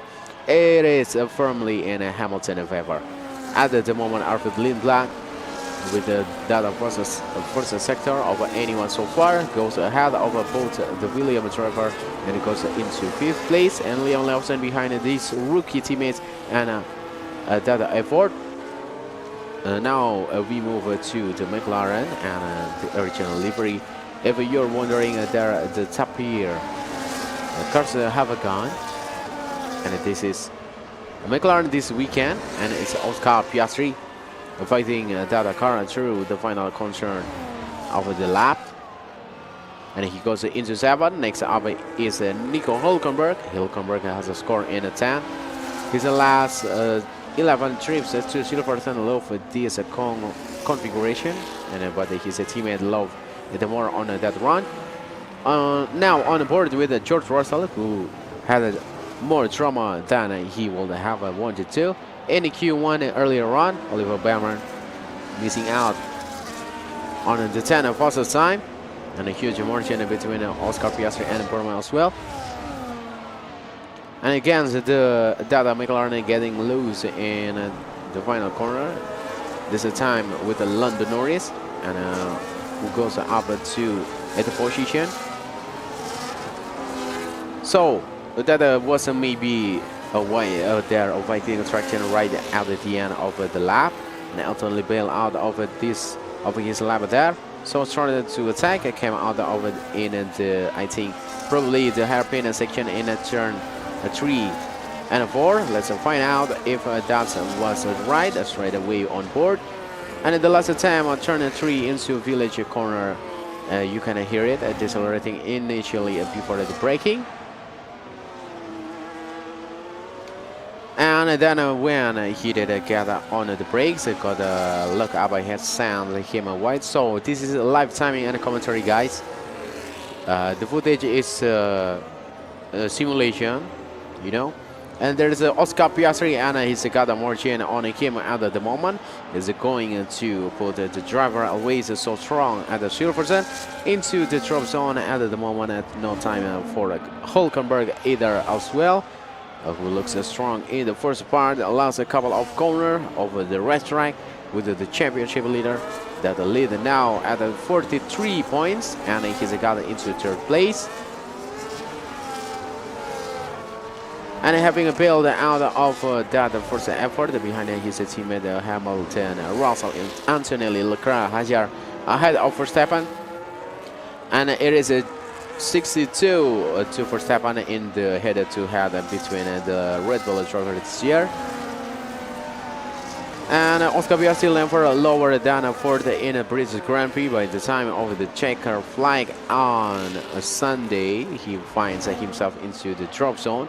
And better what to do for the McLaren. Interestingly, Lindblad in the RB is the fastest first sector, and which will just be a decision on how they deploy their energy around the lap. Called the sample explanation there a couple of times quicker actually than Antonelli. So certainly working for them in that sector. Just need to pull the other two together. He is within a half a second of a pace in the Racing Bulls car.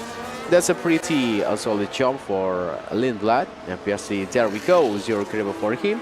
And but he's not got a new turns to come. So McLaren once again 9 and 11.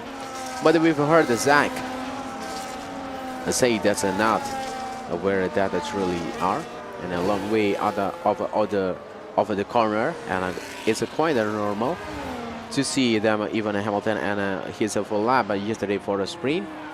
And I had a kick of overseer as he deployed the last of that they've got to finish out the lap out of the lap, and but he had the start of 3 steps at it, and they really struggling. So I think there's a bit more of a side wide win there.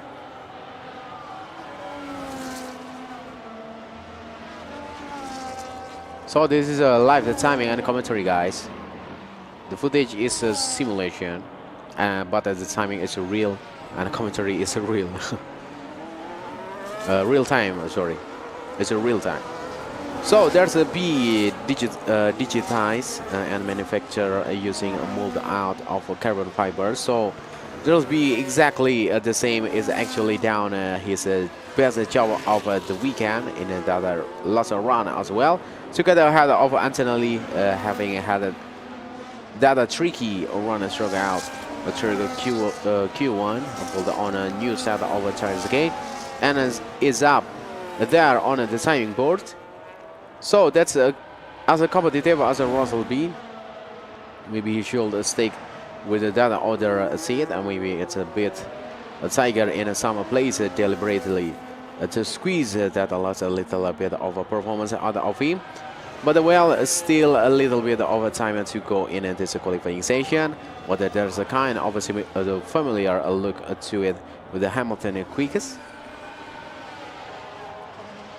And that's still somehow unbelievably belongs to Jim Clark. That record has stood for astonishingly long time, a very long time, for Verstappen improving Sector 1, Sector 2. And the Red Bulls by design have a sound about the cars out of 2. They're on a private taste day out there, and I expect it's qualifying too. There's an improvement up to 5th. Now can Hajari keep at this momentum going to be being ahead of his teammates, and he can again looks at that gap. Remember, Verstappen has reported a weird response from the power unit, and about Hajar finding himself marginally ahead once more, and he'll be getting hopeful of changing that 62 deficit that he has at the circuit that carried great memories for him in F2 and F3. That's a disaster, unbelievable. Got to assume there's a continued engine issue for Max Verstappen, and he's another really sharing some with us with what gives us a bit more insight to what the issue is. But irrespective, I think Hajara, as you said earlier, has been doing a good job on what a mighty racetrack.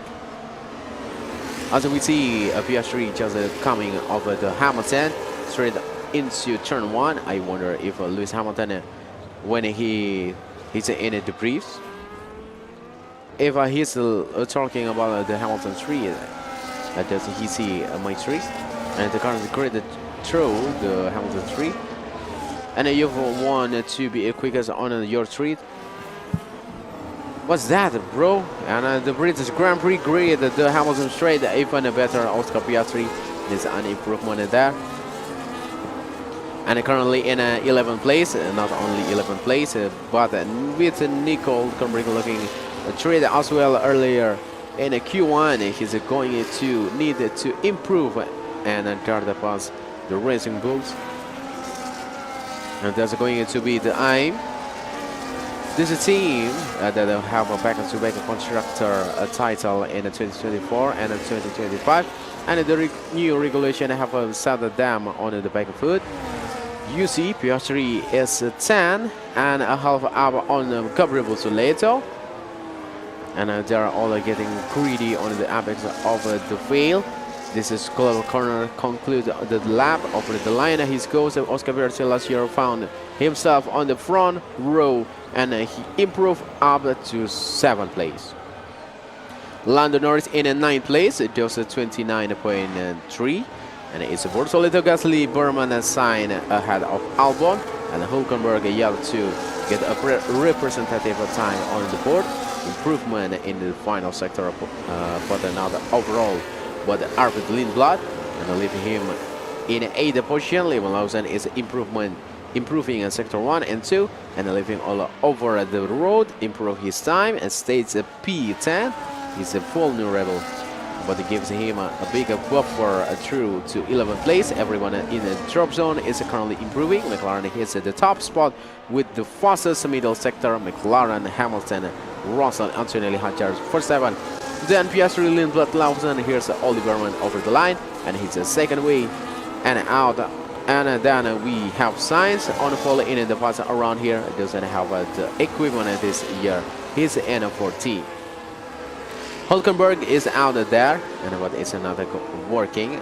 Bortoleto did find a huge amount of time, but they miss out by 300 of a second. Albon with over the line in a 15th position, and Antonelli is going very quickly with the checker flag out. Just a little margin flaw in the middle sector, but this looks like it's going potential to be a quickest overall, and he does find the fastest time by a tenth of a second. Hulkenberg went over the line in a P12, and so Leon Lawson, because the trade was looking like a Bortoleto. Gasly has made a Q3, a habit this year, but he can get there this, and he improved up to a 12th position, 1.5 second away. Bortoleto will be so frustrated to get close, but not close enough. Antonelli took so much curve on the left-hander of a field there, and he almost looked like he was going for wheels of track limits on the inside, and the way they've reduced, they've taken away that sausage curve that was always the deterrent. Driver are exploiting it, and Antonelli has just found a little bit more track.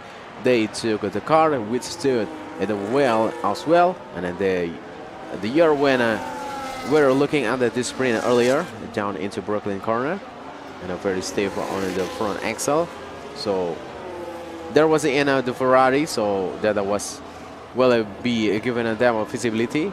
It was Antonelli who was at top of the pile thanks to an aggressive lap, but hitting out the Bortoleto, Gasly, Hulkenberg, Berman and the William Pair have assigned to Albon, so a bigger gap on the timing page apart from Bortoleto, who will, I think, he'll be placed to be ahead of Hulkenberg at the Silverstone. Given his experienced teammates and record around here, he'll be disappointed with the margin through. You are currently P11, and he apologized to the team, and pretty rare to hear a driver admits that there was more in the car. It's usually other way. Well, and we were busy saying a good job, but he's saying it's not a perfect job, and it didn't take a huge amount. It wouldn't have taken a huge amount for him to get into that top 10, so it's always a bit demoralizing. And the signs are coming over and it's saying a terrible lap. Bortoleto saying it's on me, and that was awful. They have beaten their teammates here today. So if you, so it's all a part of a science stake. Their teammates out, kick the motors down. Bortoleto, Gasly, Hulkenberg, and Berman. Berman said good job everyone, and we've done as much as we can on the radio. That was not enjoying first corner at the moment. So 14th, as we're only Berman will start his second British Grand Prix from, and McLaren ahead of Hamilton. And in the last few races, you have to say Antonelli fastest with a later lap. There was a later lap on a new set to go fastest in qualifying too. Antonelli with a grid lap has put him on top of the pile. We have our top 10 sorted, and before we get to the qualifying 3, top 10 shout out, let's get some analysis now.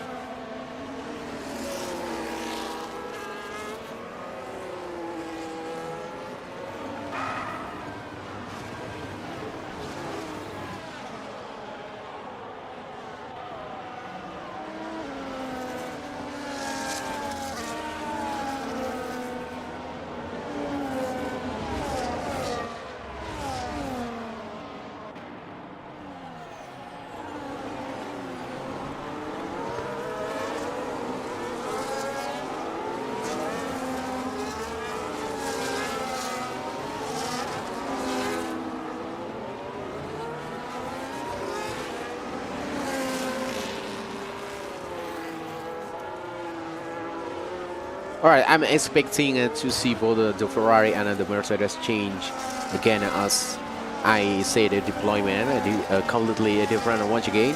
And we are seeing the track continues to move forward. But as I mentioned, a lot of wind out there. And the opportunity for a yellow flag, how do you hit against that the final part of qualifying? Is it possible? And you wanted to be one of the first or the second cars that go out running on that final lap. So qualifying 3 starts in 2 minutes of time. Don't forget to like and subscribe to this channel, guys. The Richie Gaming YouTube channel. And you're watching now the live timing and commentary from British Grand Prix 2026. There's a live timing board and the live maps board. So don't forget to like and subscribe.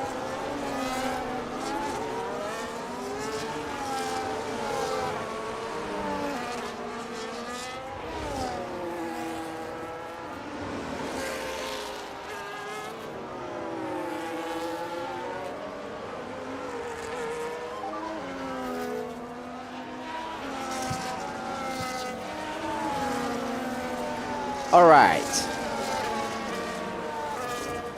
In this final part of qualifying, we have they been liking and asking for more on the radio in this qualifying hour. And they're liking grip. They're not very happy with the balance of the car.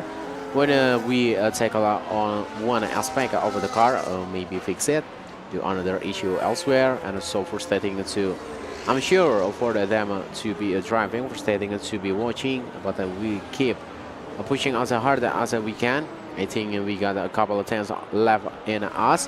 So I think qualifying may look like a sprint qualifying, and they can pull out some big laps when they need to. Isaac, when you began the session as a world champions, did you expect it to be going through this pain when you've been probably fighting at the front for the week out for the last couple of years? And did you know this was coming into 2026? We don't know until you see what everyone done. But in any sort, no one wins 14 races every year, and it's another painful. It's a racing sport. All the man and woman at the McLaren are doing an awesome job, and we've got some great upgrades coming. We're not that far off. And that's probably what's more frustrating than anything is an upgrade or 2, and we're back in the game. So a lot of racing left. We'll keep pushing. I got all the confidence in the world in our racing team, and we'll get through the Silverstone and pull some new bits on the car in the next couple of races, and get back to the front. Can we expect that for the next race? Or are we waiting for the Hungarian Grand Prix before a summer break? I think it's going to be Hungary before you see the next round of a series of upgrades. And so we have some more coming in Spa, but I'm optimistic from Hungary in the summer break that there will be much of more near the front, which I'm quite excited about. So that's it from the pit wall for the Red Bull. And we go to qualifying 3, the last part of qualifying now. Okay, in this qualifying session, just throw back on Zach with the upgrade coming in Budapest. You could really get a much more different track and layout than what we've got here at Silverstone. And it's like a twisty, relentless a corner after it's a track, and it's definitely one of towards the downforce. It's one where McLaren have been so strong in recent times. So the McLaren have shown a brilliant ability to develop and find a performance every single time they've pulled on an upgrade, and they've brought them back into the fight in Formula 1 after they had a tow started to the last regulation change, and when they a bit of a loss of new parts for Miami, and Lando spent the afternoon on a Sunday trying to hunt down Kimi for the race win, and arguably Sold have had developed the strategy on that day. So since then they just fallen away again, and it's a difference of being consistently in the top 3 or 4 for a second row, slaughter, and ending up a sort of a 6, 7, or 8, and which is where they are right now. So we'll find all that out tomorrow. Meanwhile, we are now into the business and of qualifying. And that was Hamilton and Antonelli. He ran a lead in their own, and everyone else was very tight from third down to 7. It included this man, Oscar Piastri, who was fighting the car to the first few corners there. And that the car looks like he's on edge. And the rear axle is trying to step out on every pace of the corner, and it's exactly the same. Who every time we see the McLaren, they are a little bit on edge. That's what they are missing. And again, you see at the front the high spot there. The rear grip is not coming for Oscar Piastri. Let's send it. There is a 2 corps corner, where the driver never lower than for in a Grand Prix. He was on the front row here last year. So got the penalty, it cost him the victory, and went on to finish third in the World Championship. And he's tentative at a section of a corner, where in a few moments of time you will see cars on a rails through here there on the evidence that we have seen earlier in the weekend. Had aggressively wide through stole a corner. The rotation pass all over the fence, and that's great to see the support for all in the field as he comes over the line, and it's a 29.2 for him. And remember for you, fastest lap of the weekend so far is 28.3, which was Lewis Hamilton's sprint pole lap yesterday.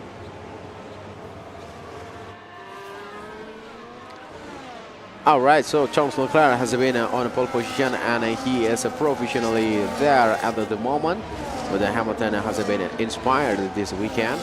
Can he do it again? He can, and by 200ths of a second.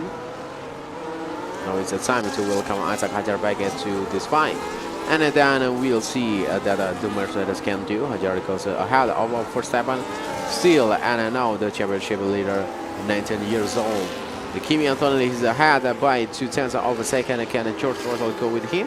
And he's a contender in the World Championship. He can go with him as well. And he's only 900ths behind a kick of first station. There, as he went across the line, there is a straight up fight between the two Mercedes. Antonelli had of Russell after run 1 with the Ferraris in a striking distance. This is definitely a TC, and Antonelli again looking just slightly more comfortable than Russell. Although Russell on a great job in bringing that deficit down to less than a stand. So yeah, that have the all got it right at the end. Let's go to turn 3.